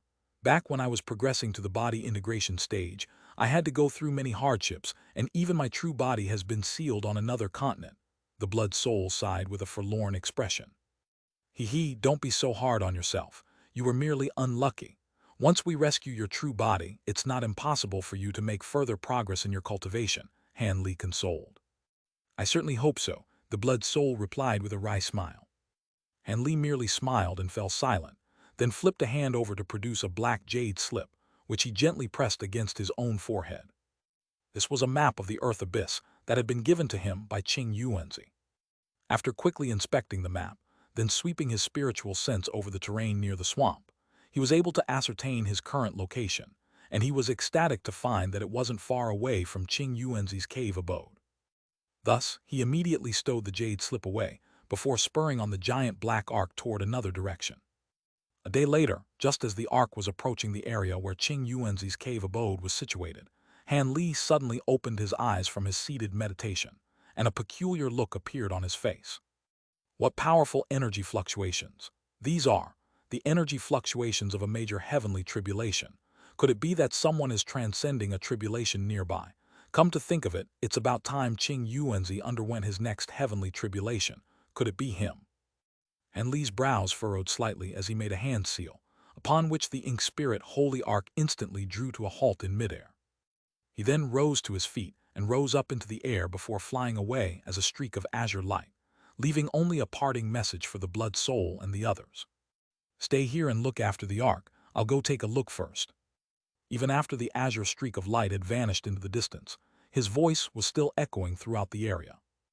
Zhu Guor and the others hurriedly made their way out of the cabin, before casting their eyes toward the direction that Han Li had disappeared in with bewildered expressions. With Han Li's current powers, the maximal speed of flight he was capable of reaching was naturally quite extraordinary. However, the energy fluctuations that he had just sensed had also come from quite far away. Only after flying for around 15 minutes did he finally catch sight of the black tribulation clouds in the distance, and he also heard a burst of indistinct rumbling. All of a sudden, Han Li's eyes narrowed slightly as he murmured to himself, "Hold on, there are other grand ascension stage beings present as well." He then drew to an abrupt halt in midair, before casting his gaze toward the tribulation clouds in the distance with a contemplative expression. There are 3 other grand ascension stage beings there, and they're making no effort to disguise their auras, so they're clearly plotting against the person transcending their tribulation. I need to find out if it actually is Qing Yuanzi transcending his tribulation. If not, then there's no need for me to intervene, Han Li mused. After a brief moment of contemplation, he laid a hand onto the back of his own head, then opened his mouth to expel a ball of azure qi, which quickly transformed into an azure crystal ball. Han Li then made a hand seal while closing his eyes, and a gash appeared on his glabella, following which an inky black demonic eye emerged amid a burst of black qi. A thin black thread suddenly shot out of the demonic eye, then vanished into the space up ahead in a flash. In the next instant, a clear image began to appear within the azure crystal ball. Letter 1D4 F, letter 1D4 F, B, letter 1D4 E, letter 1D6 5A, letter 1D6 6C, letter 1D4 E, letter 1D4 8 F, letter 1D4 8 4, letter 1D4 9 0, letter 1D4 F6. Only then did Han Li reopen his eyes before carefully peering into the crystal ball. However, he was unable to see anything aside from dense black mist and balls of flashing purplish-golden lightning. Han Li's brows furrowed slightly as he made a hand seal, and the image in the crystal ball quickly swiveled around much like the perspective of a person quickly inspecting the surrounding area. Soon, a series of mountains and lush greenery began to appear. All of a sudden, Han Li's expression changed slightly, and the image within the crystal ball also settled at his behest. At this moment, the image depicted a boundless sea of crimson mist. Within the sea of mist was a giant shimmering door, above which stood three men in different attire. Han Li focused his gaze and immediately determined that these three were the ones giving off the Grand Ascension stage auras. Among the trio, there was a burly man who was around 20 feet tall standing still on the spot, while a yellow-robed man was controlling the giant door to crash through the sea of mist. Countless five-colored runes surfaced in the wake of the giant door, forcing back all of the surrounding mist. The final person to complete the trio was a young Taoist priest, and there was a giant three-headed python projection behind him, releasing crimson, yellow, and azure balls of light out of its three mouths. As soon as the surrounding mist came into contact with these balls of light, the former would immediately fade away. Deep within the boundless sea of mist were countless giant black shadows that were releasing bursts of crimson chi in a frenzy, seemingly contending with the giant door and three-colored light. All of a sudden, the burly man seemed to have sensed something, and he immediately turned to one side as he yelled, "Who's spying on me over there?" As soon as his voice trailed off, he lashed out with one of his large black hands like lightning, and around an acre of space in that direction instantly warped and exploded. Bursts of black light then surged forth in all directions alongside scorching winds, pulverizing all of the crimson mist nearby. Such a loud commotion naturally attracted the attention of both of his companions, and they immediately turned to him with bewilderment in their eyes. "What happened? Did you discover something, fellow Taoist immortal?" Huang Yuanzi asked as the giant door drew to a halt at his behest. Through their sustained efforts during the past 2 days and 2 nights, close to half of the first formation had already been broken. He didn't want any mishaps to occur now. "Someone was spying on us, and I just destroyed their secret technique," the immortal heavenly lord replied in a calm manner. Huang Yuanzi's expression changed slightly, and he asked, "Is it that girl who's controlling this formation?" "I don't think so. That girl was only at the spatial tempering stage, and I managed to land a punch on her from afar earlier, so she should at least be severely wounded, if not dead. There's no way she could unleash a secret technique to spy on us," the immortal heavenly lord replied with a shake of his head. "So that means it's someone new. Were you able to sense their cultivation base?" Huang Yuanzi asked as his brows furrowed slightly. "I only managed to break their secret technique. How could I detect their cultivation base? However, judging from how profound that secret technique was, it's most likely quite a powerful being who unleashed it," the immortal heavenly lord said with a slightly solemn expression. "That means that person is very likely a Grand Ascension stage being as well. Could it be an ally of Qing Yuanzi's?" Taoist San Quan speculated. Huang Yuanzi's expression changed slightly upon hearing this, but he then shook his head in response. "I don't think so." "Oh, what makes you so sure?" Taoist San Quan asked as he raised an eyebrow. "It's very simple. If this were indeed an ally of Qing Yuanzi's, why would they appear at a time like this?" Huang Yuanzi asked. "That's true. If this really were an ally of Qing Yuanzi's, they would have either used the baleful 18 Heavens formation to oppose us from the beginning, or concealed themselves until we destroy this formation, at which point we would have expended the most energy," Taoist San Quan agreed with a nod. "Could it be that that person is one of the other Grand Ascension stage beings residing in the Earth Abyss?" the heavenly, immortal lord asked. "Most likely not. Qing Yuanzi must have chosen a time when all of the other Grand Ascension stage beings in the Earth Abyss are absent to transcend his tribulation. As such, they've most likely all been lured out of the Earth Abyss by him somehow," Huang Yuanzi chuckled coldly in response. "In that case, it's hard to say whether the new arrival is friend or foe. On top of that, we're currently trapped in this formation, so this is not a very good situation for us," the immortal heavenly lord said. Indeed, I had intended to delay the usage of my hierarchical yin corpse lightning, but it looks like I'll have to use it now. Make some preparations, fellow Taoist San Quan.